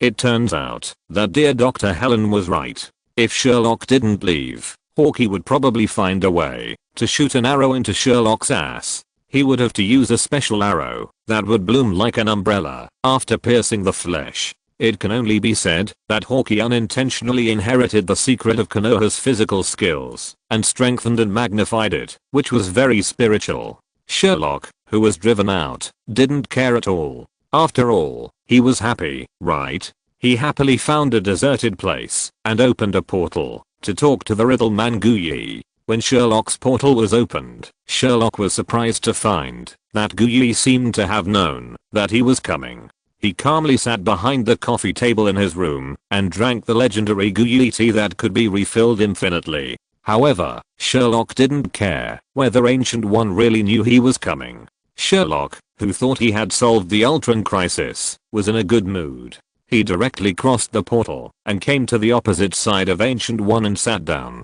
He picked up the teacup on his side and blew it. Seeing Sherlock's reckless appearance, Ancient One didn't care. He put down the teacup in his hand with a smile and said to Sherlock with a smile, "Have you seen your future apprentice? What do you think?" Sherlock, who was still thinking about how to ask, was a little silent by Ancient One's words. He didn't know how to respond to Ancient One's question for a while. Sherlock, who was a little angry, rolled his eyes and immediately came up with a plan. He smiled at Ancient One, who looked calm, put down the teacup in his hand and asked cunningly, "Are you so sure that I will accept Wanda as my apprentice? What if I don't accept her as my apprentice?" Facing Sherlock's question, Ancient One remained calm, and even the expression on his face did not change at all. He calmly answered Sherlock's question while refilling himself with a cup of tea. "Nothing. She will still be the Scarlet Witch in the Avengers. What if I accept her as my apprentice?"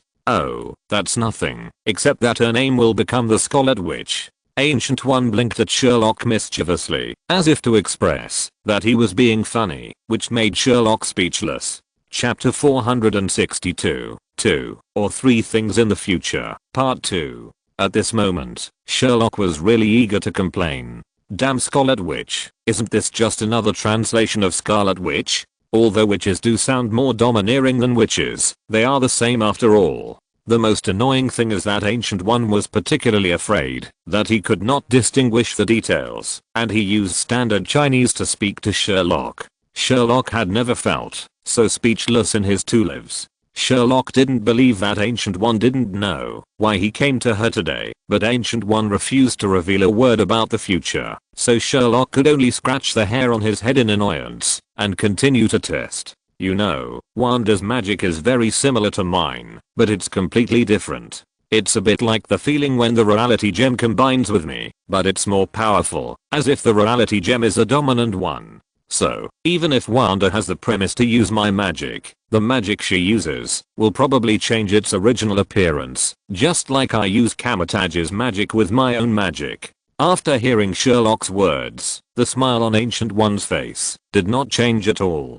He pointed to the world scepter that Sherlock had just obtained from Kamatage and said to Sherlock, "Don't you already have the key to solve the problem?" Sherlock was shocked by Ancient One's answer and froze in place. After a while, he realized what Ancient One was talking about, the world scepter. How to say it? Although Sherlock wanted to experience the feeling of being a teacher, and Sherlock also had the opportunity to solve Wanda's magic, but for some reason, Sherlock always felt that he was being calculated. So according to your own ideas, face each of your own choices firmly, then choose it and go on. Okay, don't be so entangled. There is no calculation or conspiracy here. There is only your own choice. Sherlock, you don't have to worry about this. What I can tell you is that in the futures I can see, each result is good. I'm sorry, I can't tell you anything else, even if Steven takes over my position. Based on this feeling, Sherlock's face became extremely strange for a while, as if he wanted to say something but couldn't. His mouth opened several times and finally closed with his heart. Looking at Sherlock's entangled look, Guyi just smiled and said to Sherlock, "I know what you want to ask, but unfortunately, I can't tell you that everything in the future is the product of your choice, and your choice also determines the direction of the future, so just be yourself." The future is made up of countless choices of yours, just like Scrudina's cat. Once I tell you, then that timeline will be disillusioned. After hearing Guyi's words, Sherlock was silent for a moment. Having lived 2 lives, Sherlock also knows what Guyi just said. If he is still alone, Sherlock is not afraid of the so-called illusory future. But now, when Sherlock has too many things to care about, friendships and family affections that he did not have in his previous life, and too many people and things that he cares about, Sherlock is also a little afraid of the so-called illusory future. Sometimes, Sherlock really wants to have the so-called prophetic ability to see what will happen in the future, but unfortunately, Sherlock does not have it, so he can only focus on Guyi, who has the time gem. But now, after being educated by Guyi, Sherlock suddenly thought it through. Yes, just like what the netizens in the previous life said, there is nothing worth regretting. Since you already have an idea and want to implement it, then go ahead with your choice firmly. The so-called regret is just you bullying your past self. After all, the things you regret are the optimal solutions you made after weighing the pros and cons at that time. After figuring it out, Sherlock no longer worried about what the future would be like. He also confirmed his inner thoughts. Since he finally met someone who could use his magic, it would be a shame if he didn't spread his magic. Seeing the relieved expression on Sherlock's face, Ancient One also smiled at Sherlock, took a sip of the teacup in his hand, and then said, "It seems that you have figured it out, so you should not have forgotten our little deal." While speaking, he also glanced at the world scepter hanging on Sherlock's waist. Reminded by Ancient One, Sherlock remembered that he had promised Ancient One to teach Stephen in exchange for solving the problem of being eroded by the reality gem. In an instant, Sherlock's face began to twist. If possible, Sherlock really didn't want to have any contact with Stephen. Obviously, Stephen was also a huge destabilizing factor. Look at the development of Marvel. In the beginning, Tony was the one who pushed the plot forward and opened up the sales of Marvel. But after Tony was offline, the person who took over Tony's role seemed to be that Doctor Strange Stephen. Until now, everyone is arguing about whether Stephen's finger was for Tony to fly upwards or for Tony to snap his fingers. Not to mention that this guy made the whole world forget about the unlucky kid Spider-Man and even stepped into the darkness in the parallel world. How to say it, I always feel that this guy is also a good troublemaker. But since he has already promised others, Sherlock definitely has no reason to regret it. At least in front of the ancient boss, he really dare not regret it. God knows if he will be spanked by this black-hearted boiled egg if he regrets it. After sighing helplessly, Sherlock asked about Stephen's recent situation. Has he reached Kamatage? Ancient One just smiled at Sherlock's question and casually splashed the tea in his hand to the side. The splashed tea spread in the air and formed a water curtain of about 100 inches in an instant. On this magical water curtain, a picture gradually began to appear, which was Stephen's live broadcast at that moment. But compared to Stephen's miserable current situation, Sherlock was obviously more interested in this water curtained magic that could broadcast live in real time. He looked at Ancient One opposite with sparkling eyes and almost knelt down to hug Ancient One's thigh and cry to him, "Coach, I want to learn basketball. I want to learn this." Chapter 463 Stephen surviving in the city. Looking at Sherlock's eager eyes that seemed to be able to shoot lasers, Guyi, who originally wanted Sherlock to look at Stephen, sighed and threw a cup of book to Sherlock. Sherlock naturally started to read it, as if he had found a treasure. After all, this magic was so useful. To put it simply, this thing is really an upgraded version of the wish mirror technique of the 3rd generation Hawkage. Compared with that ordinary crystal ball, what effect does this 100-inch water screen projection have? It is estimated that, if this thing is put in Naruto, the 3rd generation and Jiraiya, the 2 LSPS, will almost laugh their mouths crooked. You don't have to learn other ninjutsu, but you must practice this water screen to the point where you can use it with just a clap of your hands.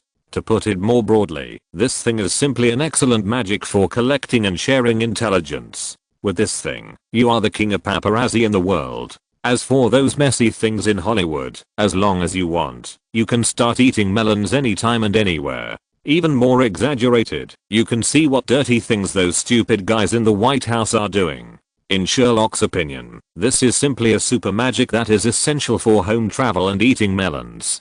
But unfortunately, Sherlock only looked at the general outline and stuffed this magic book into his kingdom of God. As for the reason, it is very simple. It is too complicated. You must know that the magic of Camotage is different from the magic in HP. For the Camotage magic that emphasizes combat, or the kind of melee magic of melee magic, to achieve the water curtained magic that Ancient One can complete with just a cup of tea. That is not something that a layman like Sherlock can do. There are dozens of magic checks together, just like a fine machine running. After reaping the benefits he wanted, Sherlock also began to focus on the picture in the water curtain. Just a glance, Sherlock was stunned, looking at Ancient One sitting opposite him with a puzzled look and asked, "Of course." After getting the answer from Ancient One, Sherlock screamed out loud. After all, the dirty, dazed guy in the picture didn't look like Stephen at all. What did Stephen look like before? That guy was a representative of arrogance, wealth, and compactness. You can even put all the words you have in your impression to describe elites on him. Are you sure that the man in here who looks even more miserable than a tramp is the future Supreme Sorcerer Stephen? If a person doesn't use magic well, he won't be able to show the current appearance in the end, let alone Sherlock, who can play the magic of Camotage with effects that are completely different from those in the magic book. How did he become like this? In response to Sherlock's question, Ancient One didn't even move his eyes away from the water curtain, but just nodded calmly and answered. But not being able to learn doesn't mean that you can't learn. This book still has great reference value. Sherlock feels that he can use the magic in HP to transform this magic. After all, an ordinary car in HP can be changed into a flying car that can fly and become invisible. When it comes to modification, the magic in HP is really not afraid of anyone. Even after his hands were destroyed, when he went to Sherlock's house to seek treatment, Stephen's appearance was just a mess of exquisite labels on his body. But what about the person in the picture? He was timid and cautious, and his clothes were even more dirty, and you couldn't even see the original color. As for the face, it was even more so, a face full of black and grey with a long dirty beard. It was the first time Sherlock saw Benedict Cumberbatch's face like this. If you don't look carefully, you can't even recognize that the face is Benedict Cumberbatch's. Don't tell Sherlock about the movie. You have to know that the movie needs to shoot the face of the performer, and the audience needs to see Benedict Cumberbatch's face to prove that this person is Benedict Cumberbatch, but reality doesn't need an audience. After hearing Sherlock's question, the Ancient One also explained to Sherlock. It has to be said that the Ancient One is a bad guy. After Stephen arrived in Nepal, the Ancient One arranged for someone to teach poor Stephen a lesson. That's right, Guyi actually asked a group of wizards to snatch Stephen's luggage, including the money and passport he prepared. The reason for doing this is to completely wipe out Stephen's pride. Without money and passport, Stephen almost became the most destitute person in Kathmandu in an instant. Coupled with the huge differences in living habits and ways of doing things between the East and the West, Stephen can almost be said to be tortured here. The reason why he can still persist until now is that there are legends about Camotage everywhere in Kathmandu. There are even many living examples in front of Stephen. Supported by an emotion called hope, despite suffering a lot of sins and even having to endure the beatings of gangsters from time to time, Stephen still persisted without hesitation. These explanations of Guyi can be said to have given Sherlock's cognition a painful whip kick, which made Sherlock constantly sigh in his heart that Guyi is indeed a boiled egg with a black heart. Nothing he did has anything to do with human affairs. Looking at Sherlock's ever-changing expression and the strange look in his eyes when he looked at the figure in the water curtain from time to time, Guyi smiled slightly and continued to talk to Sherlock. What? You feel sorry for Stephen? If you were willing to take over my position, Stephen might not have to suffer all this pain and training, and might have returned to his hospital to continue to be his social elite. After hearing Guyi's words, Sherlock immediately adjusted his mood and said to Guyi with a serious face, "Don't joke, I can't sit in the position of Supreme Sorcerer. Stephen is destined to be the Supreme Sorcerer forever. After hearing Sherlock's words, Guyi just glanced at Sherlock and said nothing, and turned to continue observing the poor next generation Supreme Sorcerer Stephen on the water curtain. When Sherlock saw that Guyi's attention was not on him, he reluctantly breathed a sigh of relief. It was a close call. He was almost caught and forced to work 007 for 365 days. For Sherlock, who is used to being free and easy, it would be better to kill him than to ask Sherlock to work as 007 all year round.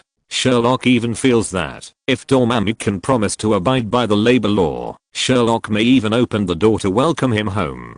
Turning into a guide on the spot, asking Sherlock to sit in the position of the Supreme Sorcerer, isn't that pure nonsense? After perfunctorily dealing with the Ancient One, Sherlock watched Stephen's live reality show with peace of mind, but soon Sherlock felt something was wrong. Stephen's current appearance was already very miserable. If this were in a movie, the Ancient One might have taken him into Camotage a long time ago. Why did the Ancient One not make any move, but was still observing? And the Ancient One seemed to know what Sherlock was thinking. He just shook his head gently at Sherlock and then said, "It's not enough, Sherlock, it's not enough." Chapter 464, The Wizard Surrounded by Women. After listening to Ancient One's words, a question mark slowly floated over Sherlock's head. Looking at Ancient One with some confusion, Sherlock didn't know what Ancient One meant by not enough. And Ancient One seemed to know what Sherlock wanted to ask, and continued to speak to Sherlock.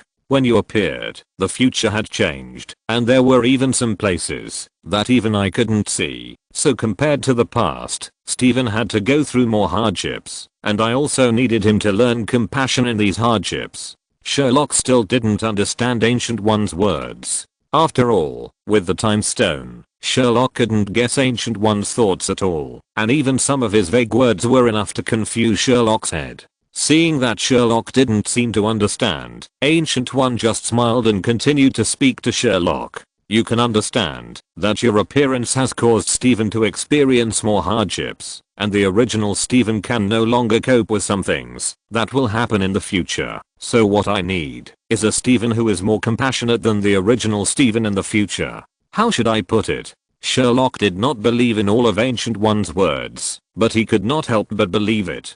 Although he felt guilty for accidentally pitting others, he felt more comfortable. It was indeed as Ancient One said, Stephen should be treated with more compassion, because he would cause countless troubles in the future. Master Ancient One, when do you plan to let Stephen enter Camotage? After sighing helplessly, Sherlock decided to leave. After all, Stephen seemed to need some time to hone his skills, and Sherlock could not stay in Camotage and wait for Stephen's arrival. Facing Sherlock's question, Ancient One just smiled slightly before speaking. After hearing the answer from the Ancient One, Sherlock felt that time was endless when he looked at Stephen, who had become a homeless man on the screen. After his hand was destroyed, he almost forgot his identity as a doctor. At least he could explain to Tony whether his finger meant that there was only one chance, or that he wanted Tony to fly up. It's very simple. As long as Stephen starts to pay attention to the situation of the people around him, it's time for him to enter Camotage.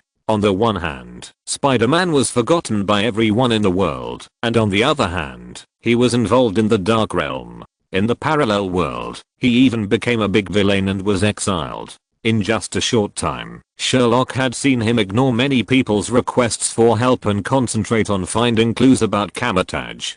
From these alone, it can be seen that there was nothing wrong with the education of Stephen by the Ancient One. Now Sherlock's only hope is that Stephen can recognize himself after the education of the Ancient One. After watching the city survival reality show starring Stephen for a while, Sherlock asked a soul-searching question. Facing Sherlock's request for farewell, Ancient One just nodded and said nothing. Although Ancient One did not see the long-term future so clearly now, he still saw the short-term future very clearly. Sherlock should indeed leave, as the Avengers still had a big trouble waiting for Sherlock. Seeing Ancient One nod, Sherlock did not hesitate, and directly opened a portal back to the Avengers base. It can only be said that Sherlock was lucky. He just caught up with the Avengers party when it was about to start, and the guests had already started to enter one after another. And Sherlock also changed into his vest.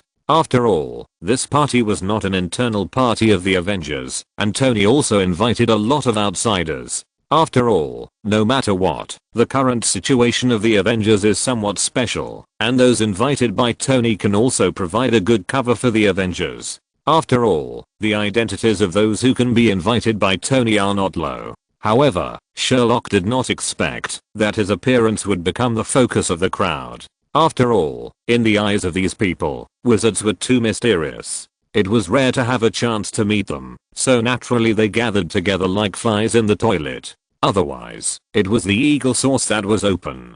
Before the banquet started, Sherlock had received no less than 5 notes, all of which were ladies' contact information, and even some of KOKO's favorite wives. As the banquet really started, there were even some young girls who were too lazy to cover up, and fell directly into Sherlock's arms, making Sherlock tirelessly deal with these overly enthusiastic girls over and over again. The most annoying thing was that the Avengers, including Rhodes, who had not really joined the Avengers, looked like they were watching a good show. They just watched Sherlock drown in the pile of women without any intention of helping him. The most annoying thing was Tony. He even made a cheering gesture to Sherlock, which made Sherlock's blood pressure rise. She had never heard of the eagle source also popular urging marriage. Sherlock didn't even have time to go to the lab to see if Tony listened to him. In the end, even Sherlock gave up. It was better to be with women than to deal with the hypocritical faces of senior officials and businessmen. After a few hours of banquet, it is no exaggeration to say that Sherlock even felt that he was more tired than fighting with the purple potato spirit. The magic wand was about to smoke. It was not easy to keep his innocence among this group of crazy women. Of course, Sherlock's gains were not small. All pockets on his body that could hold things were filled with small notes, room cards, and keys and addresses of his home. To be honest, if Sherlock had been treated like this before the time travel, he would have laughed in his dreams. But now, just kidding. Women are not as fun as magic. Women will only affect the speed of my pulling out the magic wand. Be a Sigma man and experience a different life. After the banquet was over, when only the Avengers who knew their identities were left, Sherlock decisively cancelled his transformation, and then expressionlessly cleaned up the notes, room cards, and keys that had fallen to the ground. After he cancelled his transformation, it can be said that everyone looked very disappointed with him, especially Tony, who was almost biting his teeth. His good nephew still doesn't even have a girlfriend. As an uncle, how can Tony not be anxious? But it is obvious that Sherlock is not anxious at all. After some teasing, the old man who looked very similar to Mr. Stanley and stubbornly insisted on trying the 1000-year-old wine brought by Thor, and ended up getting drunk was carried out. The so-called banquet of the Avengers really began. After all, without outsiders present, the Avengers really relaxed and began to get together to chat.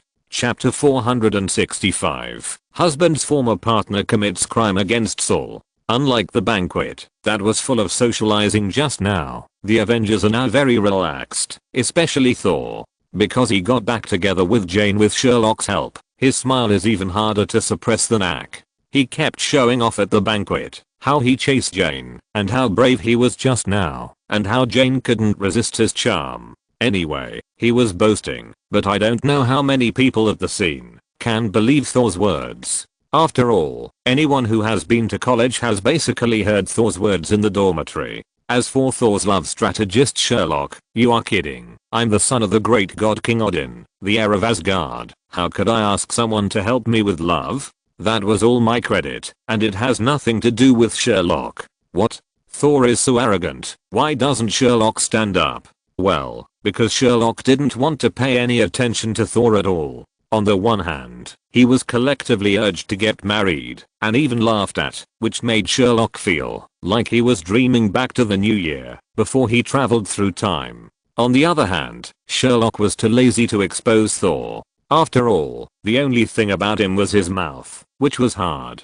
Sherlock could say that he had a deep understanding of this. Everyone drank and boasted, reminiscing about the past, and the atmosphere began to become more and more harmonious. Gradually, everyone was a little bit excited, especially when Thor talked about being exiled to the earth. Everyone looked very surprised. After all, as long as you can lift the Meow Meow hammer, you can inherit Asgard X. Thor said it himself. But it is obvious that Hawkeye does not meet the requirements of the Meow Meow hammer, so the Meow Meow hammer does not move at all. It would be a shame to not challenge the man's damn desire to win. First of all, Hawkeye stood up and took the lead. After all, he had seen the Meow Meow hammer before. Sherlock also became interested and began to observe everyone's performance. After all, this scene can be said to be a famous scene in Avengers 2. As expected, the Meow hammer did not move at all. To be honest, Hawkeye has been curious about this thing for a long time. Especially Tony. This guy actually mobilized the heavy construction armor with the greatest power for construction in Sherlock's house. After Dr. Banner's awkward performance, Sherlock watched Captain really move the Meow hammer this time, and Sol Lake also noticed this, and his face turned pale on the spot. Then it was Tony and Rhodes. These two guys were even more exaggerated. In the movie, these two people just put on gloves, but in reality, these two guys were very shameless and put on armor directly. But fortunately, just like in the movie, Captain's emotional intelligence is still online, and his acting skills are also online. After discovering that he could lift the Meow hammer, Captain also pretended that he couldn't lift it. It was such a classic scene that Sherlock even began to regret not bringing a camera.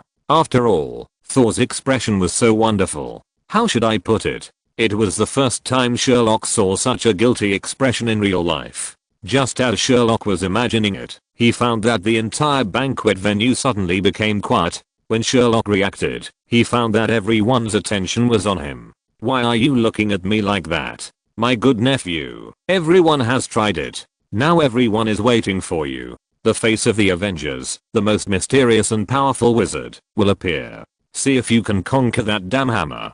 Tony seemed to have a lot of complaints about not being able to lift the Meow hammer, and began to encourage Sherlock to try it. Sherlock didn't want to try it at first. After all, Sherlock had tried it in Mexico State, and he couldn't lift it at all. But looking at the smug look on Thor's face, Sherlock decided to teach Thor a lesson.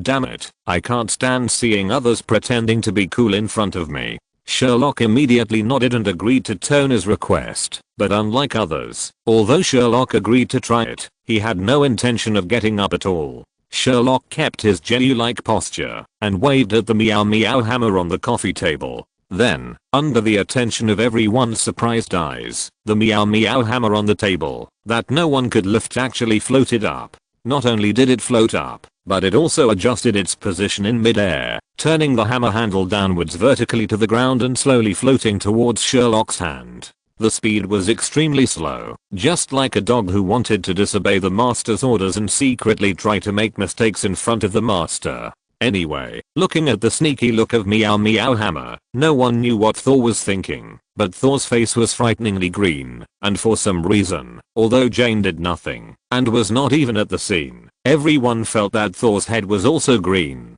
Seeing that Meow Meow hammer was about to fall into Sherlock's hands, Thor, who was harder than the hammer, finally couldn't hold it anymore, and broke his defense directly. No! Thor shouted while rushing towards Sherlock. Sherlock thought of 10,000 ways to deal with it, but he didn't expect Thor's reaction to be so big.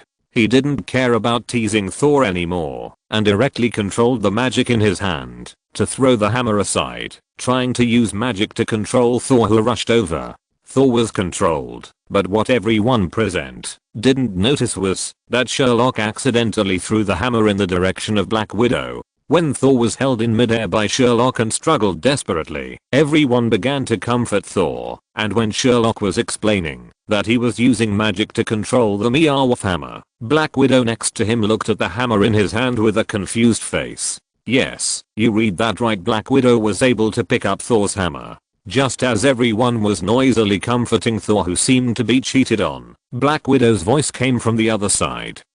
Gentlemen, I'm sorry to bother you. Can you tell me what's going on now? When everyone looked in the direction of the voice, they saw Black Widow weakly holding the hammer in her hand and standing not far away from everyone with a confused face. Well, this time, Thor's defense is really broken. If you're listening to this novel on a channel other than Fanfic World, it means they downloaded and uploaded it without effort. We cordially invite you to visit our channel. Mundo Fanfic Novelos. There you'll find the original version of this story and you can explore many other novels of various genres. We're waiting for you to immerse yourself in a world of incredible novels.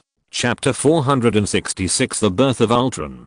To be honest, after Thor's defense was broken, everyone's defense was broken when they looked in the direction of Thor's gaze. Even Sherlock was no exception. How to say it, the original movie did not say that Black Widow could also lift the Mjolnir hammer. However, compared with other people, Sherlock's acceptance speed is the fastest. After all, in Avengers 4, Black Widow not only withstood the public's criticism of the Avengers in the early stage, but also took the initiative to sacrifice herself in the later stage to let Hawkeye get the Soul Stone. Such a person, can he not meet Odin's instructions for Mjolnir hammer? Anyway, others don't know. Sherlock feels that Black Widow is worthy of lifting the Mjolnir hammer. It's just obvious that I don't know that everyone in the future can't accept that Black Widow can lift the Mjolnir hammer. Let's not talk about Thor. Thor, who is floating in the air, is now almost crying, and his big snot is very long. As for the rest of the people, except for the captain, they are beginning to be dissatisfied. Good guy, we all have one nose, two eyes and one mouth. You Black Widow can lift it, but we can't. Isn't this pure contempt for us? The most important thing is that what despises us is a fucking hammer. Led by Tony, everyone asked Black Widow to put down the hammer. They had to hold it up today. Seeing a group of men competing around her strange desire to win like children who never grew up, Black Widow sighed helplessly, put the hammer on the coffee table and sat down. From the looks of those boys, Black Widow could already guess that it would be impossible for her to get any useful lancers today. And as soon as Black Widow put the hammer on the coffee table, Thor, who was floating in the air, made a difficult 180-degree turn and grabbed the Mjolnir hammer on the coffee table in his hand. Tony. The people who were attracted by the voice turned around and saw a robot with a broken body. Judging from the appearance, this thing was obviously a scrapped robot in Tony's Iron Legion. Jarvis. Restart the Legion operating system. There is a problem with the armor. The captain seemed to have noticed something and immediately called Tony's name, and Tony's reaction was also very fast. He immediately picked up the flat white on the coffee table and started to operate it, and he did not forget to give orders to Jarvis while operating it. Just when everyone was noisy and having fun, a very harsh sound of metal rubbing against the ground came from the mechanical warehouse not far away. Of course, it also received unanimous contempt from everyone. It was not until Thor really picked up the Mjolnir hammer and kept waving it to make sure that he could still use the Mjolnir hammer that Thor's face was relieved. You killers look very happy. Are you celebrating the people you killed today? Ultron was still talking about being entangled in wires and getting his hands dirty in the real world, while Sherlock on the other side immediately recognized who this broken robot was. But it was obvious that the more powerful Ultron had already killed Jarvis at this time, so Tony's fame and fortune could not be implemented at all. There was also a voice that sounded like a robot with a badly damaged speaker. Ultron.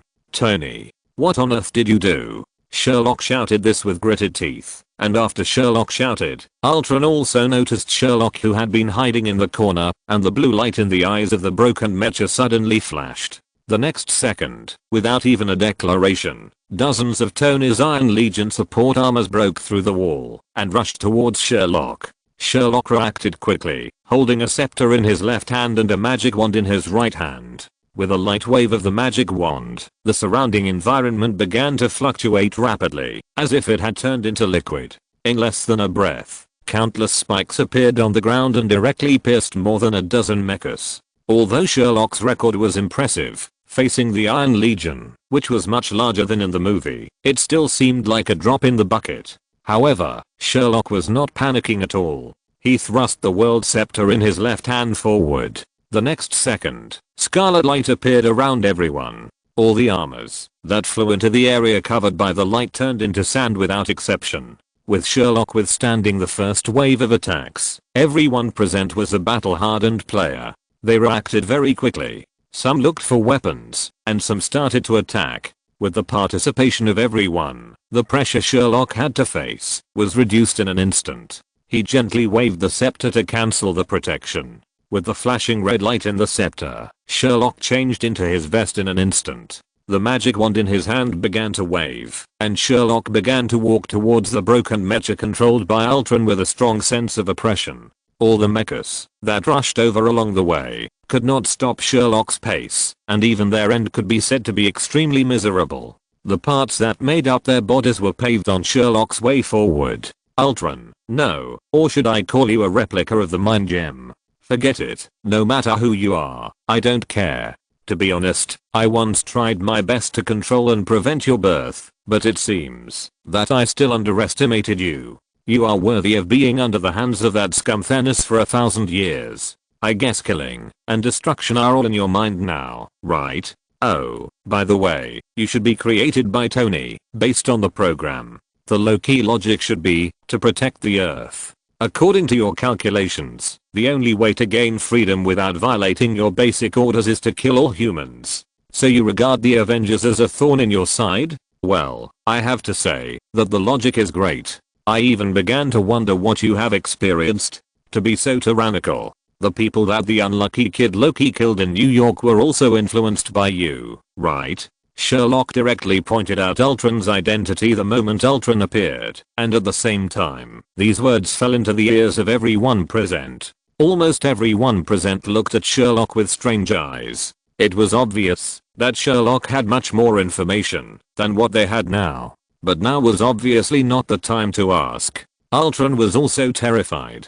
Although he had just been born for less than a day. In fact, with the blessing of the network and the Mind Stone, Ultron knew much more than everyone present. Especially when Sherlock talked about his relationship with the Mind Stone. Ultron, who was hiding in the network, almost felt that his CPU was about to burn out. Because Sherlock was right. Ultron longed for a body. An indestructible body. At the same time, in order to gain powerful strength, Ultron also planned to borrow the power of the Mind Stone. These things were basically rooted in his mind at the beginning of his birth. His birth was to serve the Mind Stone. The Mind Stone was Ultron, and Ultron was the Mind Stone. Looking at Sherlock approaching step by step, the lights in the eyes of the armor controlled by Ultron began to flash non-stop, as if he wanted to say something. But before Ultron could speak, a voice full of anger sounded behind Sherlock. What? You were the one who influenced my brother to kill people. You bastard. Do you know how much you made my brother suffer?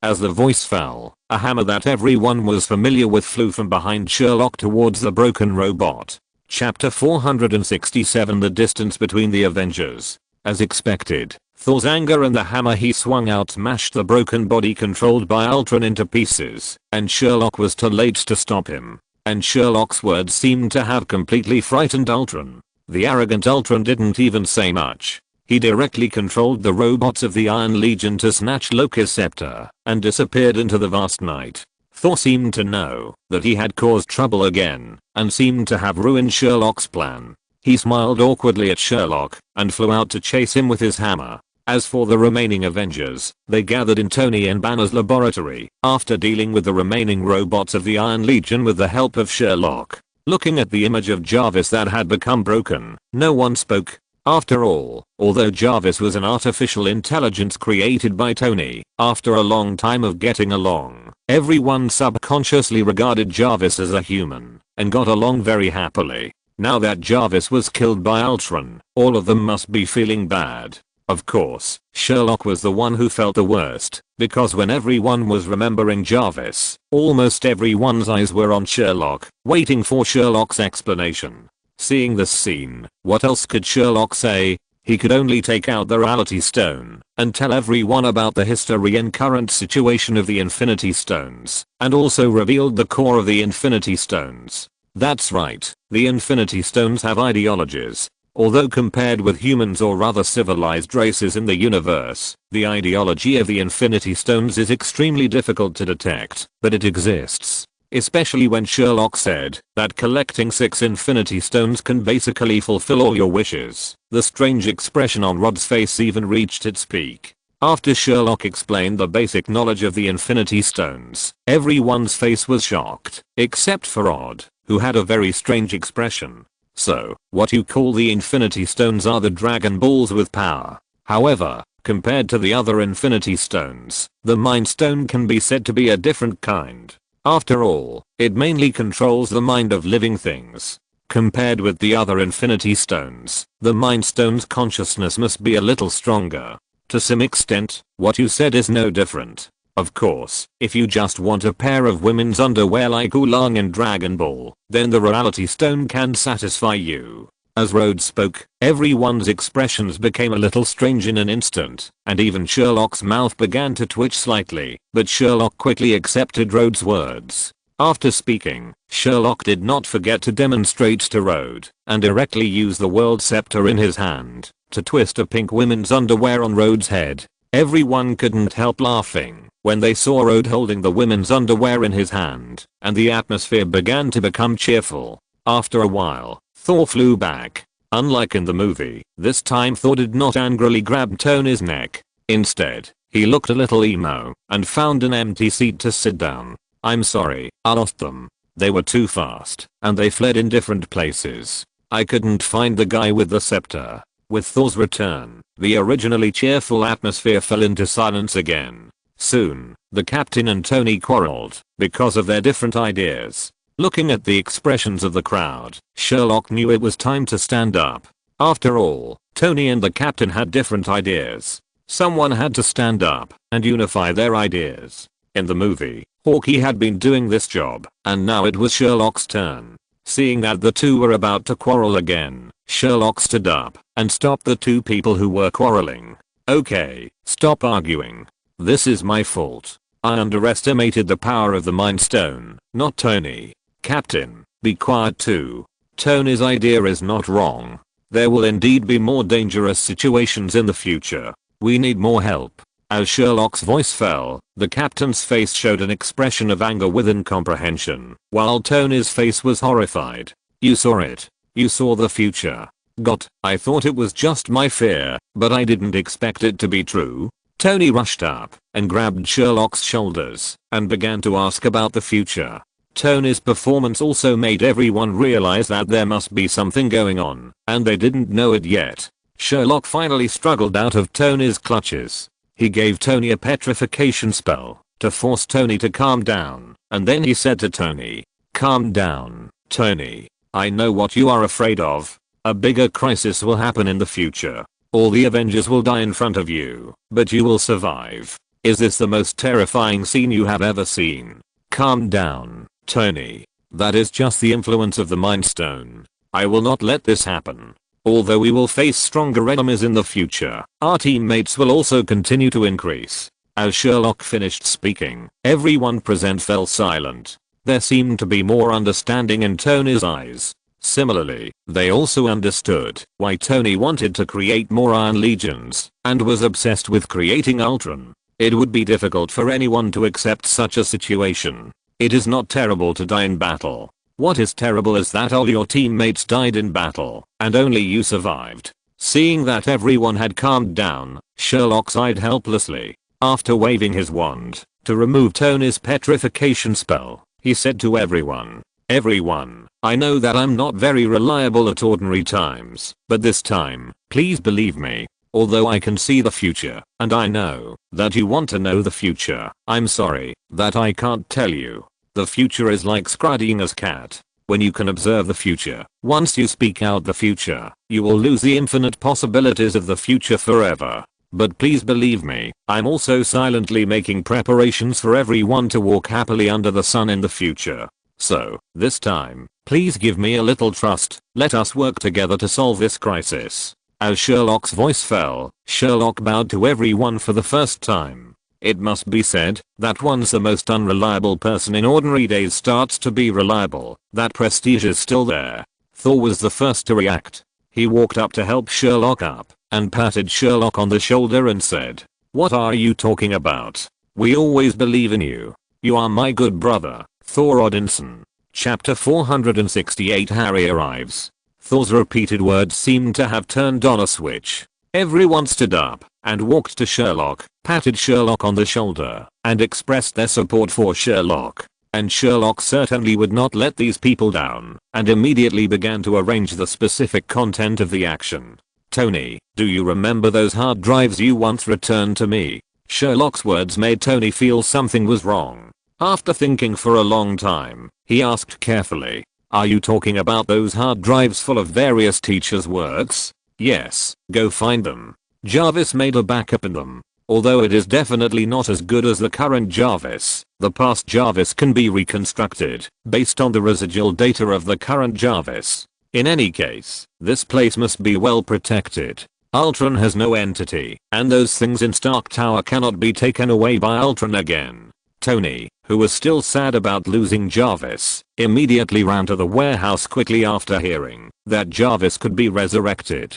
On the other side, Black Widow and also began to search the news and Avengers database to see what Ultron read here. After arranging Tony's task, Sherlock also began to seek help from outside the field. After all, Ultron is a program, and he is also a top hacker. It is a pipe dream to rely on the computer skills of these few people to find out the location of Ultron in the vast network.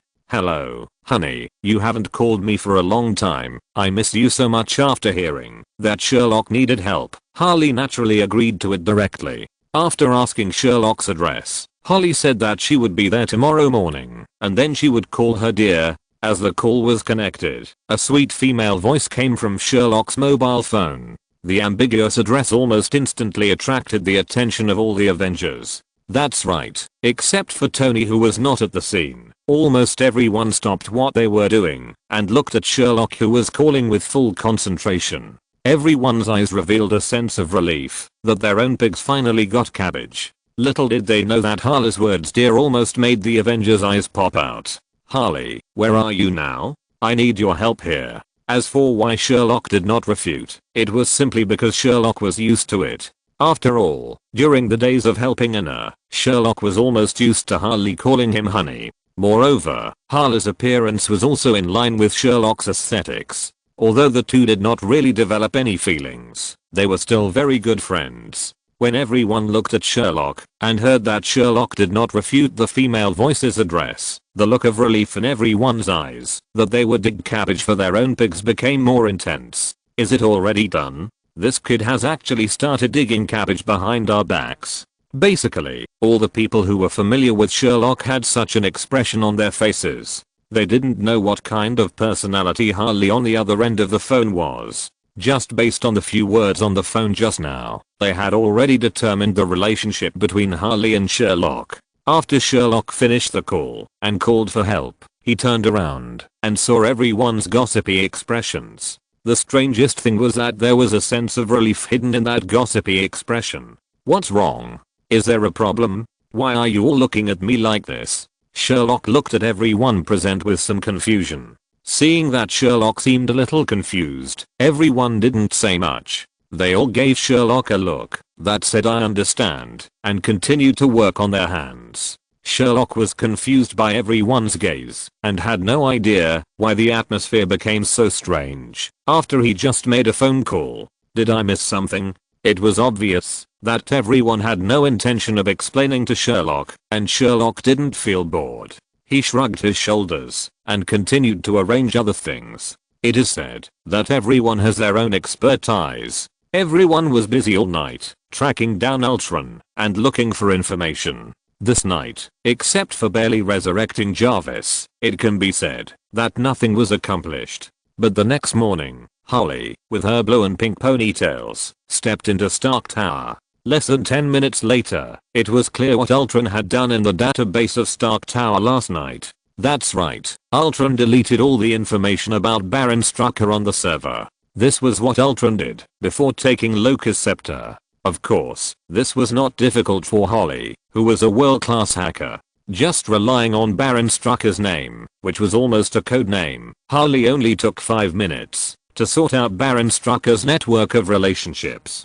Holly's computer skills can be said to have taught the Avengers a lesson, especially Tony, who thought he was the first in the world of technology. Tony was stunned by Holly's miraculous hacking skills. He even invited Holly to become the chief network technology consultant of Stark Group on the spot. Unfortunately, compared to the Avengers or the chief network technology consultant of Stark Group, Harley still prefers life in K. After all, most of the enemies that the Avengers have to deal with are powerful, which is too dangerous, and the chief technology consultant of Stark Group is too plain. Harley, who is born a little crazy, still prefers the life of Kay, which is a little bit plain in the excitement. At least the enemies that Kay deals with can still be called humans, while for the Avengers, the battle against aliens is basically a daily routine. Tony was very sorry for Harley's rejection, but after Harley performed a move to break through Jarvis's protection of Stark Tower on the spot, Tony still gave his business card and promised to keep the chief position for Harley forever. Of course, compared to Harley's technology, in fact, everyone is more curious about the relationship between Harley and Sherlock. After all, the name between the two is a bit strange. Sherlock always calls Harley by her name, and Harley has always called Sherlock honey from beginning to end. Looking at the people's expression of "I want to eat melons" expression, Sherlock had no choice but to take out the meditation bowl and put it in front of the group of people, and then took out his memory of supporting Anna and put it in it. I don't know why. After watching Sherlock's experience in Las Vegas, the way people looked at Sherlock changed from the pride of the pigs in our family can finally dig cabbages to the helplessness of "I'm so disappointed in you." Sherlock was also confused. Chapter 469, The Fear of Ultron. Sherlock was still trying to figure out why everyone was looking at him with such hateful eyes, but Harley was still typing on the keyboard. Just when Sherlock wanted to ask, Harley's computer started to sound a shrill alarm, and the speed of Harley's typing on the computer increased sharply the moment the shrill alarm sounded. The shrill alarm sound attracted the attention of almost all the Avengers present, and almost everyone gathered around Holly to see what was going on. After a while, Holly stopped typing on the keyboard, tilted her head, and looked at the series of codes on her computer screen with a little confusion, and made a cute puzzled sound. Huh. Seeing Holly stop her hands, Sherlock could no longer suppress his curiosity. After all, Sherlock knew one thing from the trip to Las Vegas. As long as Holly's computer started to sound the alarm, it meant that something new must have happened. What's wrong? What happened? Sherlock asked the question in his heart impatiently. As it turned out, Sherlock's prediction was not wrong at all. After hearing Sherlock's question, Harley did not hesitate and explained the situation to everyone directly. Hawkeye. But what is puzzling is Ultron's behavior. Sherlock. As Harley's voice fell, a strange look appeared on everyone's face, and they kept staring at Sherlock, who was standing not far away. Holly paused when she said this, and the puzzled look on her face became more intense. After looking at Sherlock standing beside her strangely, she continued. What is puzzling is Ultron's behavior. After invading these databases, Ultron only did one thing: searching for information. Among them, Sherlock's name was searched for about 1 million times, and the name of the wizard was searched by Ultron for about 3.2 million times. It's a pity that Ultron's speed is too fast. I can't track Ultron's exact location at all. The only thing that can be confirmed is that this abnormal data flow finally disappeared in Europe. Black Widow. Just now, the databases of all forces in the world were attacked by an unknown data stream at the same time, and the firewall was broken at an extremely fast speed.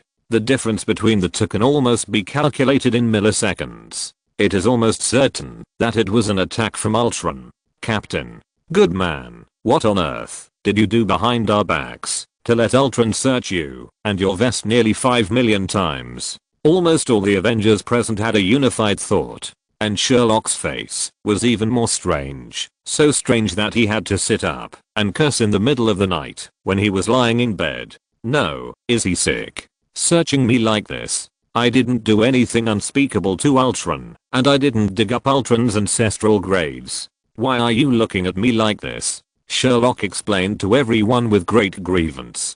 He really couldn't figure out why Ultron was so concerned about him. When the people who originally had strange faces heard Sherlock talking about digging up ancestral graves, they all turned their eyes to Tony, who was standing aside with his head in his arms thinking. After all, according to ethics, Ultron is a rebellious son created by Tony. Strictly speaking, Tony is Ultron's father, and the Mind Stone should be Ultron's mother. Let's not talk about the fascinating ethical drama of how Tony gave birth to a child with a coin-sized stone. just based on Ultron's behavior just now. Everyone wanted to really ask Tony one thing. Tony, are you sure your parents' graves are still safe? On the other side, Dr. Banner and Tony, both scientists, obviously had different brain circuits from everyone else. The two, who were used to doing experiments, almost immediately began to analyze Ultron's behavior, trying to analyze a clue from Ultron's behavior. Soon, the two grasped the flash of inspiration in their heads. Ultron is afraid of Sherlock! Quote asterisk 2. The two almost said their conclusions in unison. The amazing thing is that the conclusions of their analysis are exactly the same. When the two said this in unison, the eyes of the two looking at each other were full of excitement, as if they had seen a confidant, but this picture was different in the eyes of others. Well, it's a bit disgusting. After all, the eyes of the two people look like they are about to be drawn. No discrimination, it's just a simple plot need. Seeing that the two people seem to have found a confidant, Black Widow, who is Dr. Banner's lover, at least for now, can't stand it anymore, and interrupts the gay look between the two. After all, if she doesn't speak up, Black Widow is really afraid that the next second the two will hug and start biting each other, and then Thor won't be the only one with green head, and she might have to go to the barber shop to make the thing on her head green. Two great scientists, stop playing dumb, tell me your conclusions. After hearing Black Widow's voice, the two looked at each other, and Banner, despite Black Widow's rolling eyes, very gentlemanly extended his hand to Tony to make way, and Tony, who was used to being in the limelight, naturally stood up and began to explain to everyone. We all overestimate Ultron. After all, Ultron is just a strong artificial intelligence created based on current science. The reason why Ultron is afraid of Sherlock is actually very simple, because Sherlock's ability is beyond his cognition. That's right. I've seen the analysis of Sherlock's magic and Tony's experimental records. Pure science cannot explain Sherlock's unreasonable magic. Sherlock's magic is even higher than the existence of the Infinity Stones on certain levels. This is the source of Ultron's fear. Seeing Tony pause, Dr. Banner took over Tony's words very tacitly and continued to explain to everyone. Banner is right. On the other hand, Sherlock has an Infinity Stone in his hand, a reality stone that can distort reality, plus Sherlock's understanding of the Infinity Stones. With the unknown of the enemy and the enemy's understanding of him, it's difficult for Ultron to not be afraid. In other words, Sherlock is actually our exclusive and targeted treasure against Ultron. The two of them had a great sense of tacit understanding and explained everything clearly to everyone, but Black Widow was not so happy. For some reason, Black Widow always felt that a green light began to emanate from her head, and it was flashing, which made people feel a little nervous. Chapter 470, Intelligence brought by Harry. Banner and Tony were passionately analyzing the situation, while Ultron was afraid of Sherlock, just as they had analyzed. Ultron was afraid of Sherlock's magic. During the short time in Stark Tower, Ultron, who had just been born, was psychologically traumatized by Sherlock. As a child born with the Mind Stone, Ultron knew the Reality Stones, which were also Infinity Stones, very well. He believed that he was not inferior to the Reality Stones at all. After all, no matter how powerful the Reality Stones were, they could not control the things in the virtual network. But Sherlock's transfiguration and crushing curse completely broke Ultron's fantasy. You know, even the sensors and scanners on that broken body were the most advanced things at this stage. But these most advanced scanners and sensors could understand Sherlock's magic. Unable to scan any energy or feel anything wrong, the intact robots of the Iron Legion that rushed towards Sherlock scattered all over the ground, as if they were not strong. What's even more terrifying is Sherlock's move of stirring the ground with transfiguration. Except for vision, Ultron, who is a machine body, can't even feel anything wrong. In his other scanners, the ground is still the ground, and those spikes seem to appear suddenly. In addition to what Sherlock said about the Infinity Stones, the newly born Ultron broke the defense directly and even didn't have time to say anything harsh before he took Loki's scepter and flowed. Speaking of which, the reason why Sherlock can make Ultron feel unparalleled fear is thanks to Tony. In order to protect Sherlock, Tony did not store too much information about Sherlock in the database of the Avengers base. A lot of information about Sherlock was handwritten paper version and had never been uploaded.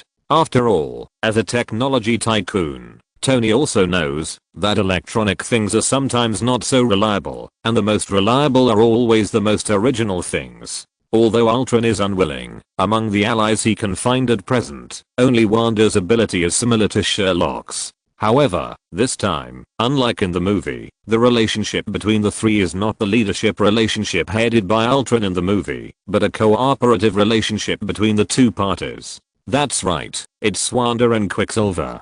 But unfortunately, the two of them didn't know about Ultron's little tricks. Under Ultron's deception, the two were still ready to cooperate with Ultron as in the movie. And out of fear of Sherlock's unknown, Ultron ran to find two allies as soon as he got Loki's scepter.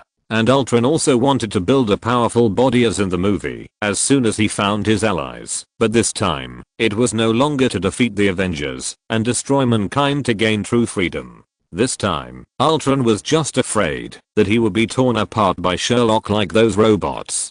After all, there are only a few places that have the technical conditions to manufacture machine bodies. If Sherlock really goes crazy and dismantles those places, he will probably only be a ghost wandering in the online world in this life. Unfortunately, what Ultron doesn't know is that once he really gets a body, Sherlock may have more ways to deal with Ultron. On the other hand, Ultron was still happy that he had a backup plan for Sherlock, and the Avengers were also happy that they had obtained Sherlock's humanoid treasure against Ultron. Although Sherlock himself was still a little confused, what made everyone happier was still to come. Harley really lived up to her title of Network Master. After watching everyone quarreling for a while, she continued to talk about another discovery of hers. There is another thing. I found a secret and untraceable data stream that has been attacking the networked nuclear bombs, as if trying to obtain the launch code of the nuclear bombs. I analyzed that this data stream is Ultron. But don't worry, there has been a hidden master in the root level server that has been modifying the password of the nuclear bomb, and the speed is extremely fast, almost reaching the microsecond level of operation. The person who reacted the most to Harley's words was none other than Tony. After all, there was only one person in the world who could do this besides Ultron, or it could be said that this person was not a human being. Jarvis. Jarvis is still alive. Ultron didn't destroy Jarvis at all. Tony was as happy as a child and even shed tears. You know, Tony's feelings for Jarvis are very deep, even more than everyone present, and Jarvis is also the person who has been with Tony for the longest time. Harley, help Jarvis. You must help Jarvis. I will agree to whatever you want. Please help Jarvis. Tony, who was happy for a while, immediately reacted and looked at Harley and asked. Facing Tony's request, Harley didn't even turn her head. Her hands kept typing on the keyboard, and her voice was a little muffled. Of course, I'm trying. After all, I don't want to be threatened by nuclear bombs again.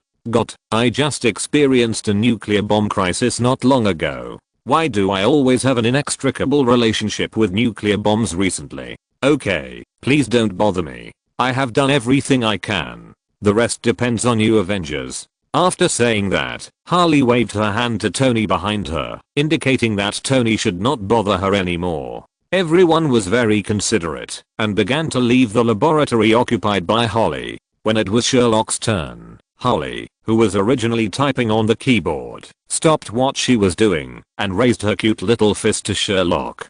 Come on, little pudding, the world depends on you to protect it. Sherlock, who knew Harley's temper, waved to Harley with a relaxed look to indicate that he understood, and then received a group of hateful eyes from others. Especially Tony. The look in his eyes when he looked at Sherlock was not right. Should he take Sherlock to have some sex or something? Why did he feel that this kid was a little strange? Could it be that their sexual orientation was different? No, I think this kid also likes women.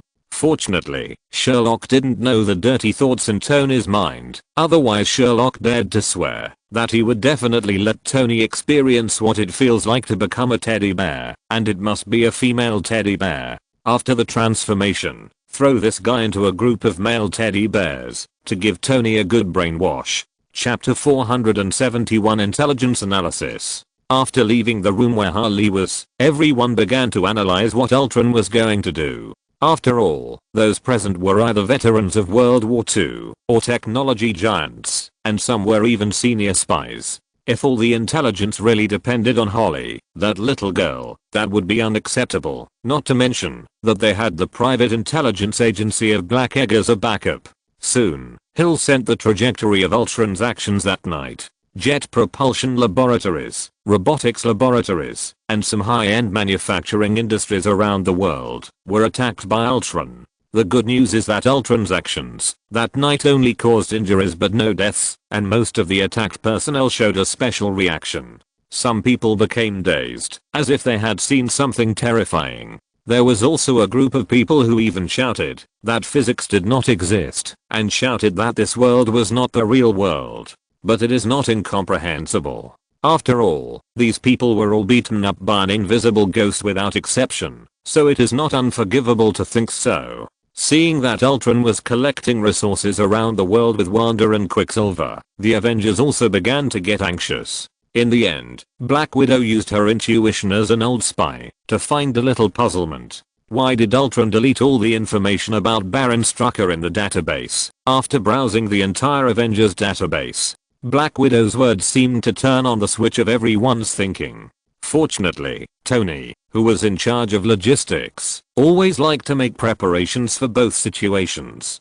Basically, all internal data had paper versions as backups. Tony immediately arranged for everyone to move out several large boxes of paper versions of the data boxes. Anyway, in Sherlock's opinion, this guy is a very complicated person. In Sherlock's opinion, this guy joined Hydra just to be able to study some unethical science and technology. But you say he is a good person. This guy uses children for inhumane human experiments, manufactures weapons and sells them to black market arms dealers, setting off a war in a region. There are some politicians and businessmen who have connections with Hydra, as well as some world-class scientists. It can be said that there are social elites, gangsters, charitable saints in front, and vicious arms dealers in the back. Looking at those familiar data boxes, Sherlock's PTSD suddenly became ill, and his mind even began to unconsciously recall the chaotic scene when he was in his training base. Unfortunately, Sherlock chose the box of Baron Strucker's social relations.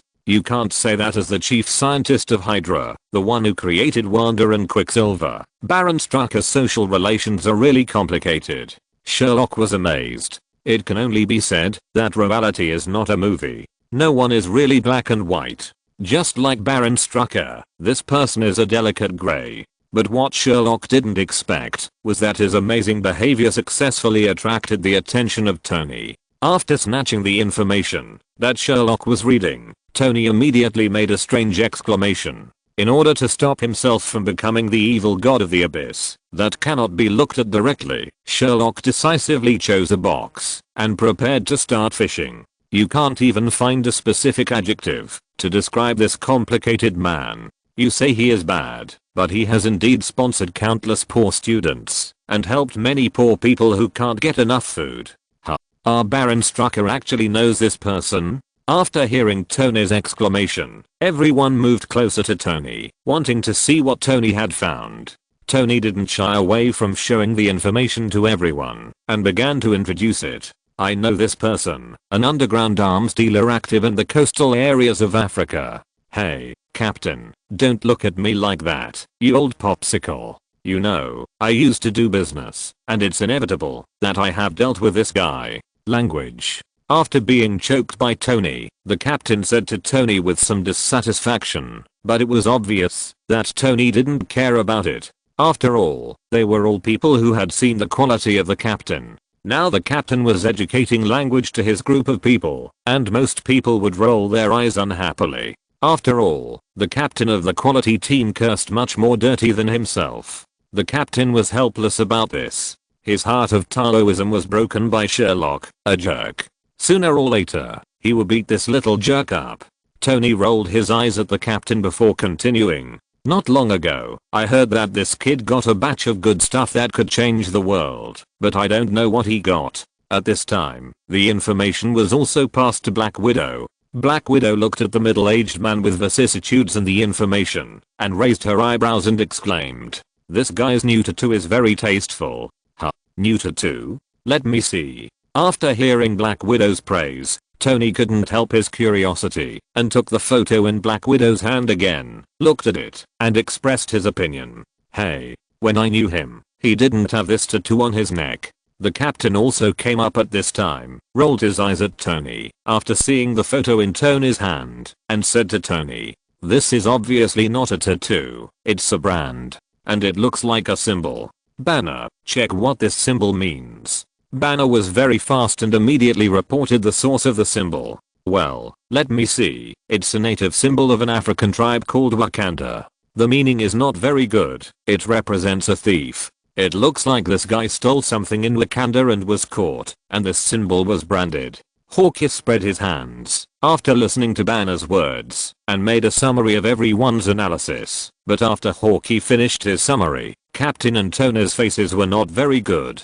Because both of them knew that this so-called Wakanda had something that was worthy of this black-hearted arms dealer who always valued interests and would steal at any cost. Vibranium exclamation point quote asterisk 2. Captain and Tony's lover said almost in unison, and after that, they looked at Captain's shield not far away very neatly. In a corner, where no one paid attention, Sherlock breathed a sigh of relief. After all, Ultron was scared enough by him, and now he is still targeting vibranium like in the original book, which is beyond Sherlock's expectation. It can only be said that the Infinity Stones are really powerful, and Ultron, who was created based on the Mind Stone, really spared no effort when executing the Mind Stone's orders. Chapter 472, Brother-in-law and brother-in-law alone.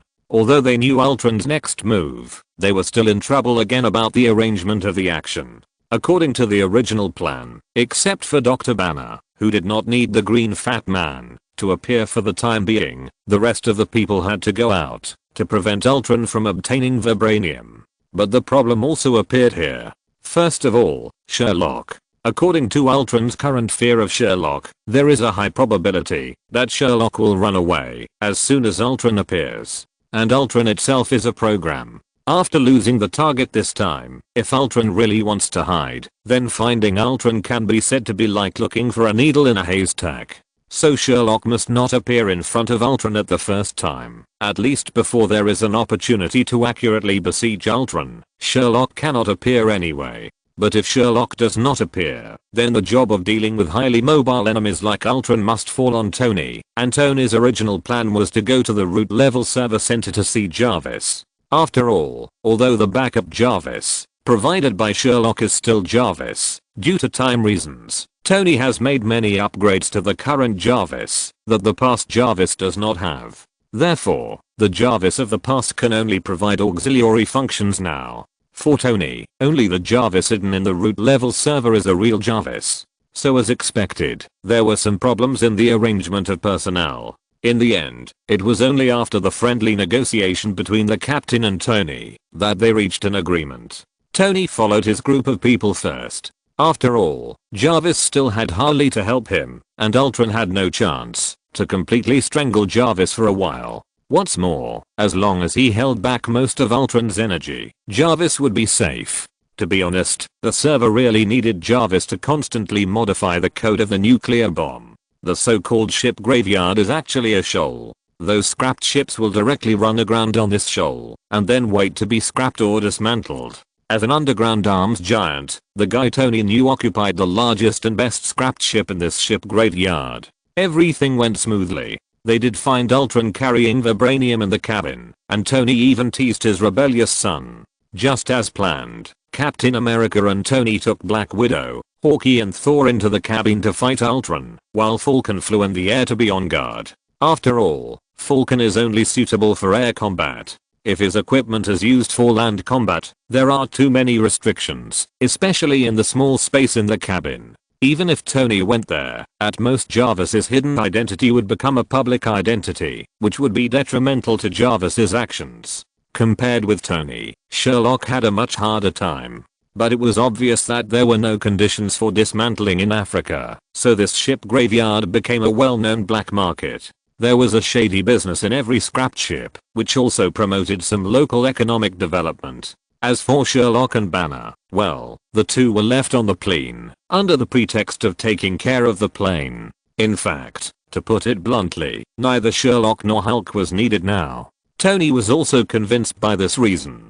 He honestly wore his armor and followed everyone on the plane and started to drive towards an abandoned ship graveyard on the coast of Africa. After all, Sherlock and Hulk had only met a few times, including the operation to snatch Locus Scepter. Not to mention Hulk, who had only met a few times. Even Dr. Banner only knew him during this operation. Sherlock and Banner can be said to not know each other very well. Sherlock's cognition of Dr. Banner is at most the portrait hanging on the wall with Einstein and Tesla in his memory. It can be said that the two are really unfamiliar, and the most important thing is that Banner doesn't know when he got together with Black Widow. You know, Black Widow has been living in her own house before. I don't know why Sherlock always feels like a pig who has taken his sister's cabbage when he looks at Banner.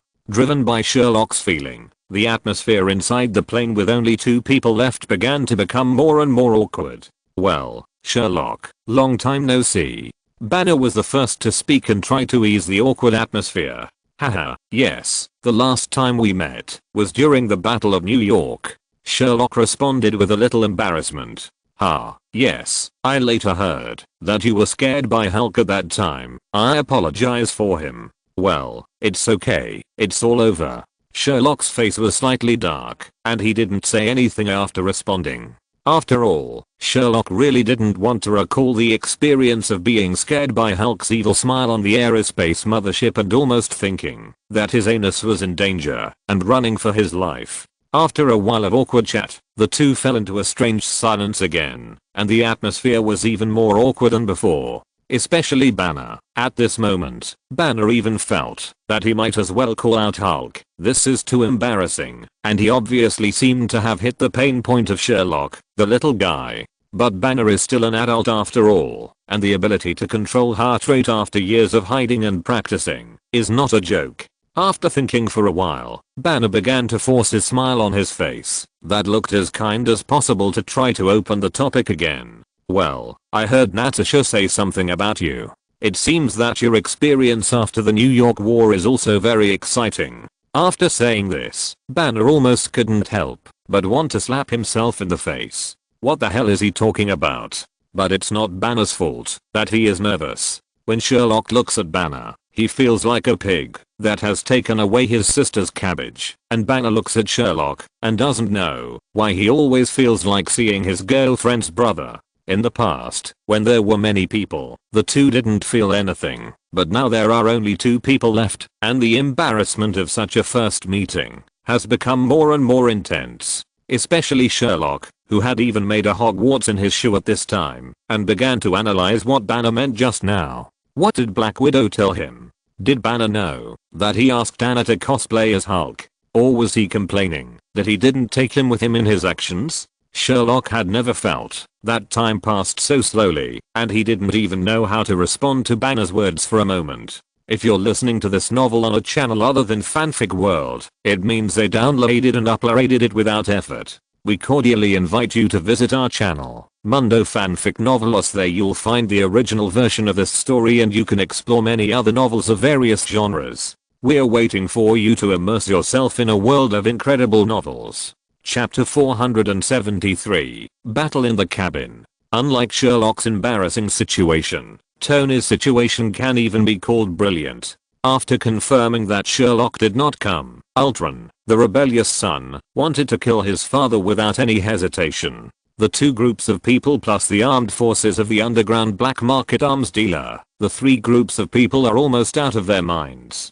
Ultron has the help of the Iron Legion, as well as the help of Quicksilver and Wanda. The few people are not at all weak in the face of the Avengers, and even have the energy to attack the background boards with guns. Compared with these people, there is no doubt that the Avengers will be more restrained, especially Black Widow and Captain America. Even if the 2 are physically strong enough to fight 1 against 5, they will still be injured when facing bullets. Hawkeye is the only one in the cabin whose situation is relatively good.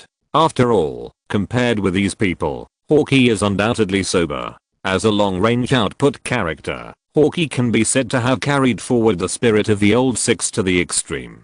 Coupled with the quietness of the bow itself, combined with Hawkeye's multifunctional arrows, Hawkeye became the person who killed the most people present. Of course, this situation is only temporary. When Tony flew out of the cabin with Ultron in his arms and started a righteous fight with a Falcon flying in the air, the situation in the cabin began to change dramatically. The first to bear the brunt were the subordinates of the evil arms dealers. Facing this group of people who made a fortune from war, neither the Avengers nor the robots of the Iron Legion on Ultron's side nor Wanda and Quicksilver had any intention of holding back. Especially Wanda and Quicksilver, who lost their relatives in the war, hated these arms dealers to the core, especially Quicksilver, who was his brother, and was so cruel. He was directly overturned by Quicksilver, or the overturning method, that turned 3 or 4 times in the air before landing.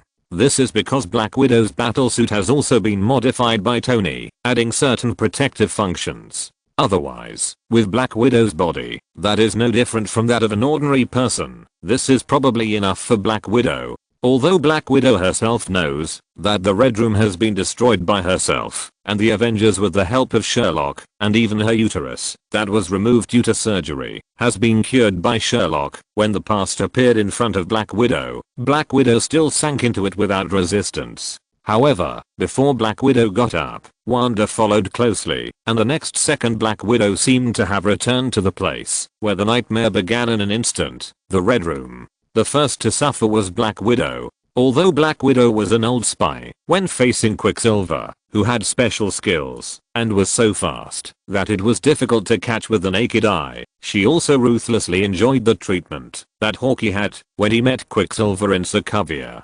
Quicksilver relied on his speed advantage to knock down the Avengers, and Wanda followed up and used magic to interfere with the Avengers' brains.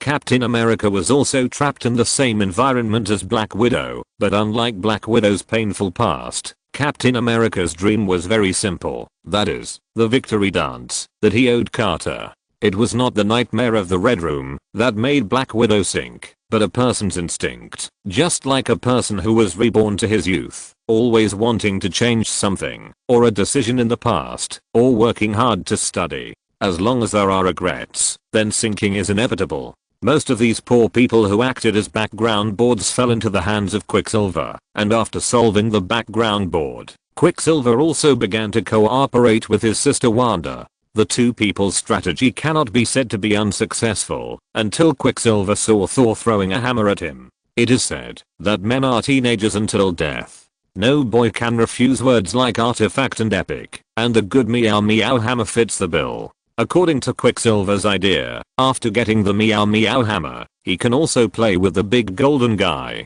to let this so-called god know that it is not good to throw the hammer randomly if there is nothing to do. It will be bad if it hits some flowers and plants. But what Quicksilver didn't expect was that he would be carried away by Meowth. Seeing his brother being smashed into a pile of boxes by Meowth, Wanda didn't care about anything else. She appeared from behind Thor and wanted to confuse him with magic, just like she did with Captain America and Black Widow. But what Wanda didn't expect was that Thor, who relied on the strong physique of the Asgardians, didn't fall into hallucinations at the first time, but he didn't attack Wanda. In the end, Wanda could only leave and run away in annoyance. Of course, Thor didn't forget to report Wanda's actions in the communication, but what Thor didn't expect was that Hawkeye was the only one who could hear his advice. And just after the report, Thor also fell into an illusion. Unlike the people on Earth, as a bloodline that yearns for Odin, Thor generally doesn't dream.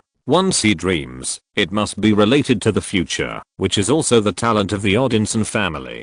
Seeing Quicksilver who hadn't gotten up yet, Wanda finally gritted her teeth and decided to deal with Hawkeye first, and then go to see what happened to her brother after there was no danger around. But what Wanda didn't expect was that Hawkeye, who had been controlled once in the Battle of New York, had been prepared for such a thing, especially after Thor's reminder. Hawkeye's vigilance could be said to be very high. As soon as Wanda appeared, Hawkeye used an electrode arrow to print on Wanda's forehead to control Wanda. Fortunately, Quicksilver had woken up and rushed over at this time, and once again let Hawkeye experience the 3.5 turns in the air when Sokovia was shot through the waist, and then he just hugged Wanda and ran away.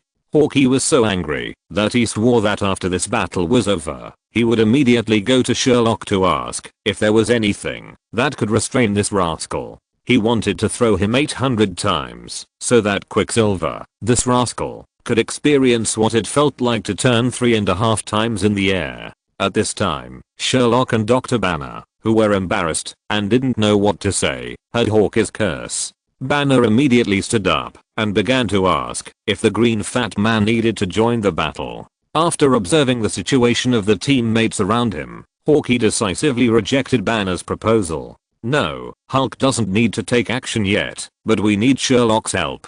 Damn it, Captain. Thor and Natasha were all tricked by that little girl, and now they are all in hallucinations. Sherlock didn't know what Banner was thinking, but for Sherlock, Hawkeye's words were undoubtedly the sound of nature. If he stayed in this small cabin with Banner, Sherlock even felt that his embarrassment was about to get sick. He immediately answered Hawkeye's request for support without any hesitation. Okay, I'll be there right away. Sherlock took out his magic wand and teleported away into the cabin before he even finished his words. Looking at the empty cabin, Banner could only sigh helplessly. How should I put it? The road to dealing with his girlfriend's brother is difficult and long. Chapter 474, Sherlock, the master of wiping ass. When Sherlock came to the cabin, he found that the entire cabin had been completely changed beyond recognition, with scattered weapons and ammunition and the bodies of those black-hearted businessmen everywhere.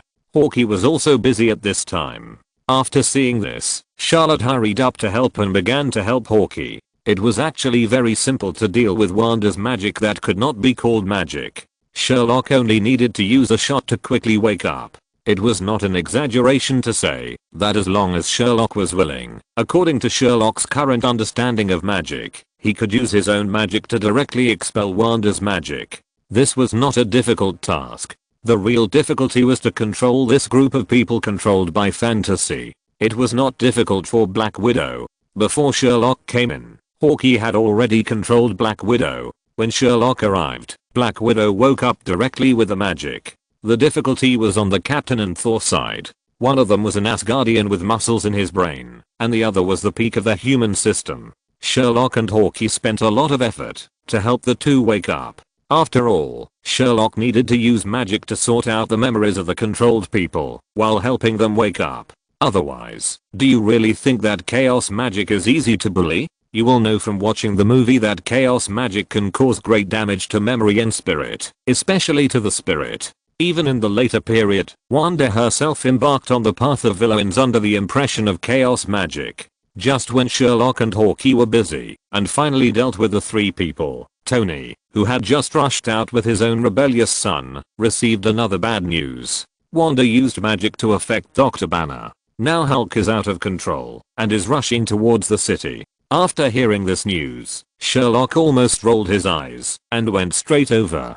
Good guy, I didn't fight monsters when I came here. This is specially to wipe your ass, right? Sherlock and Hawkeye, who didn't care about so much, told him to follow, and directly pulled out a flying broom from his kingdom of God and rode it towards the city. In fact, if possible, Sherlock really doesn't want to ride a broomstick. After all, it's a bit, how should I put it, embarrassing, but the situation is urgent and Sherlock can't care about anything else. As for why he didn't use the portal, just kidding. Sherlock didn't want to die young. This is Africa. This is the first time Sherlock has set foot on this ancient continent in his 2 lifetimes. It can be said that it is so unfamiliar. Opening a portal casually is like thinking that he has lived along. The dangers of space magic, whether it is Camotage or Hogwarts in HP, are repeatedly mentioned. That thing can't be used whenever you want. When Sherlock rushed to the city, Sherlock was almost numb.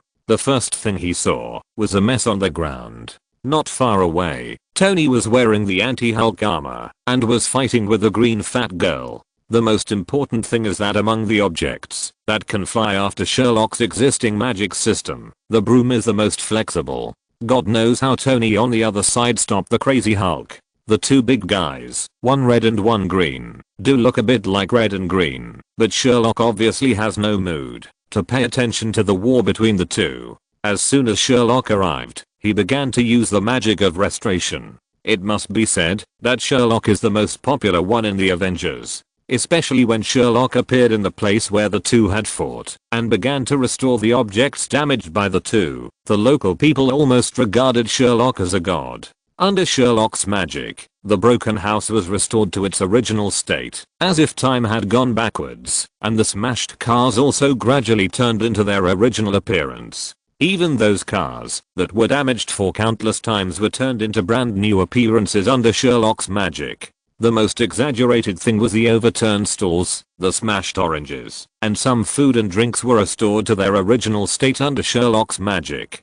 Fortunately, even if Hulk went crazy, he still did not hurt ordinary people. At most, there were some people affected by the aftermath of the fight between the two, and Sherlock gave these people simple treatment. Some of the less serious scratches were alive and kicking on the spot. As for the remaining slightly more serious wounded, Sherlock could only give them simple treatment and let them wait for the arrival of follow-up medical personnel. The Stark group would cover all the expenses. With Sherlock's promise, those who were affected by the aftermath of the fight between the two gradually let go of their grudges and began to spontaneously applaud Sherlock. Sherlock was having a good time, but Tony and Hulk on the other side were not so happy. The two fought all the way from the main road to a university, and then from the university to midair. Fortunately, Sherlock's speed of cleaning his butt was relatively fast. He appeared in front of the two people at the moment they were about to turn to a building. With the appearance of a huge portal, the two were thrown back to the ship graveyard area by Sherlock. Sherlock bowed slightly to the frightened cattle and horses in the glass curtain wall behind him and apologized, then stepped into the huge portal and disappeared. With Sherlock's help, the economic losses caused by the Hulk's out-of-control war were infinitely close to zero. If we count the cars that Sherlock restored to brand new, it might even be negative. But the subsequent casualties and mental damage were enough for Tony to deal with for a while. But now Sherlock obviously didn't want to talk to the two of them about this. Sherlock, who had wiped their asses all the way, was now furious. He had said sorry more times than today in his 2 lifetimes combined. Now Sherlock obviously needed to vent.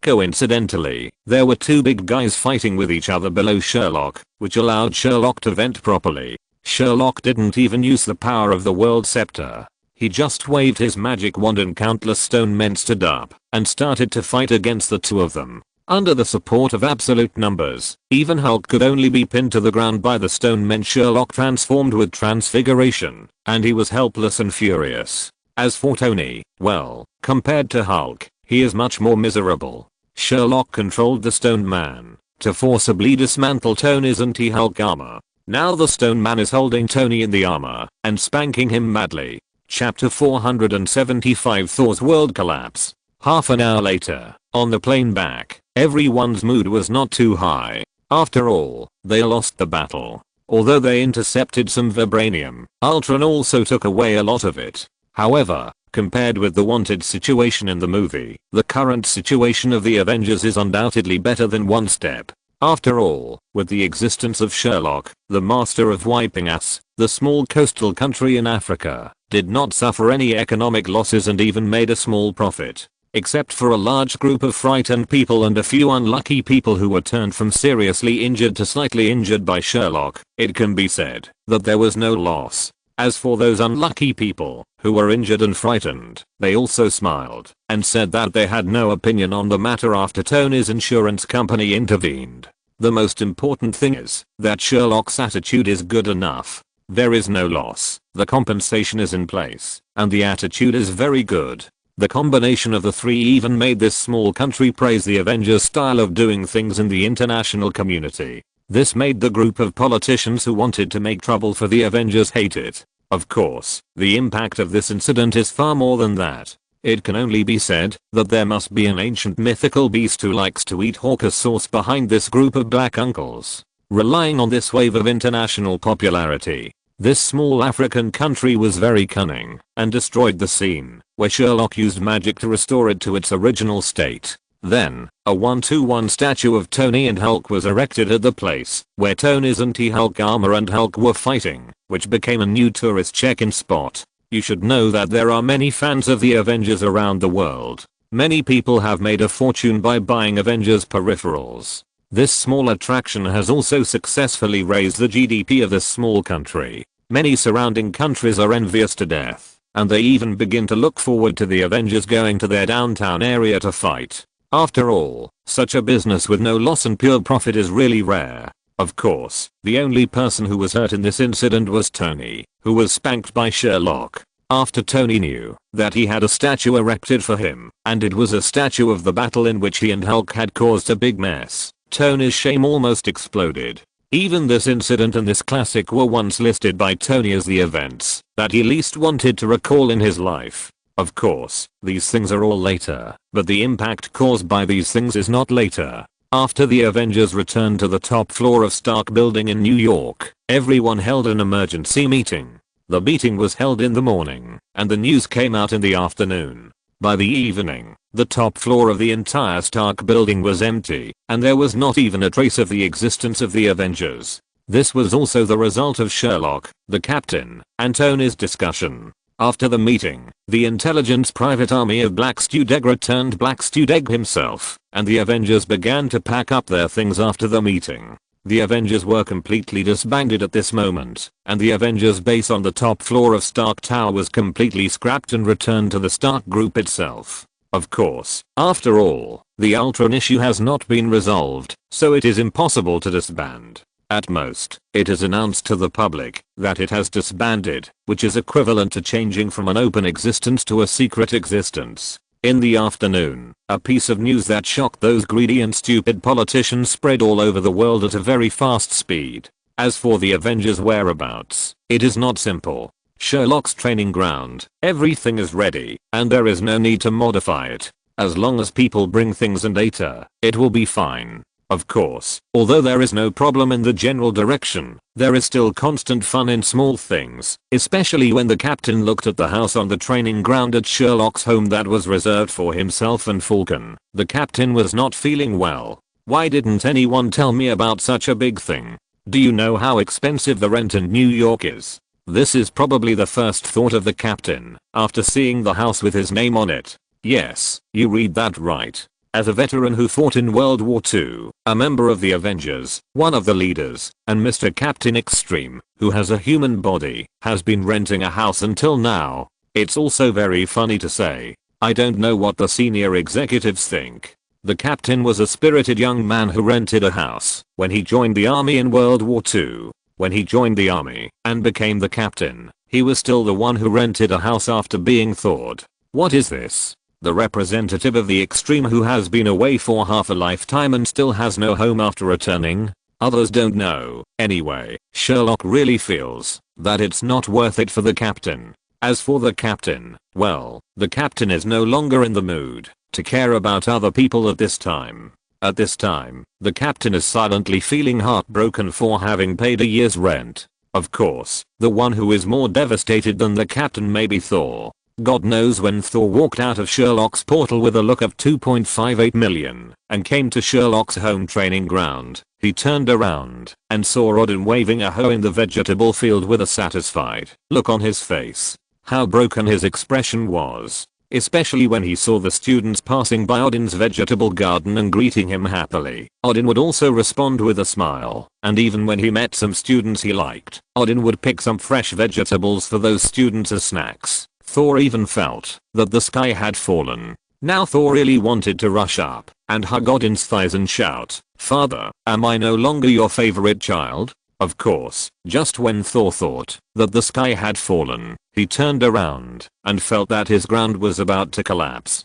Because Thor saw that his mother was being held by several young and beautiful girls at this time, and it seemed that she was going out. What made Thor feel that his worldview collapsed was that Frigga, who was usually dignified and gentle, and whose words, deeds, and even creations were in line with her status as the Queen of Gods, was wearing a very youthful outfit at this moment. Standing with those little girls, Frigga even looked like the eldest sister of these little girls. It was completely impossible to tell that Frigga was already a mother. It was completely like a hot mother taking her daughter out on the street. What Thor couldn't accept the most was that his mother, who usually cared about him so much, didn't even think of talking to him after seeing him this time.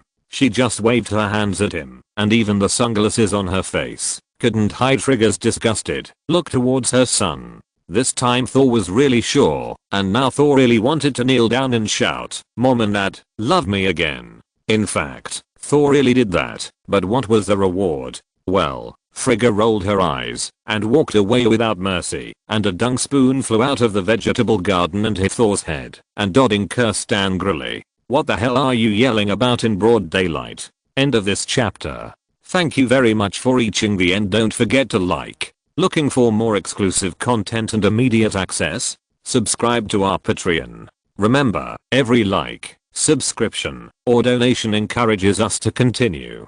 Thanks to everyone. See you in the next video.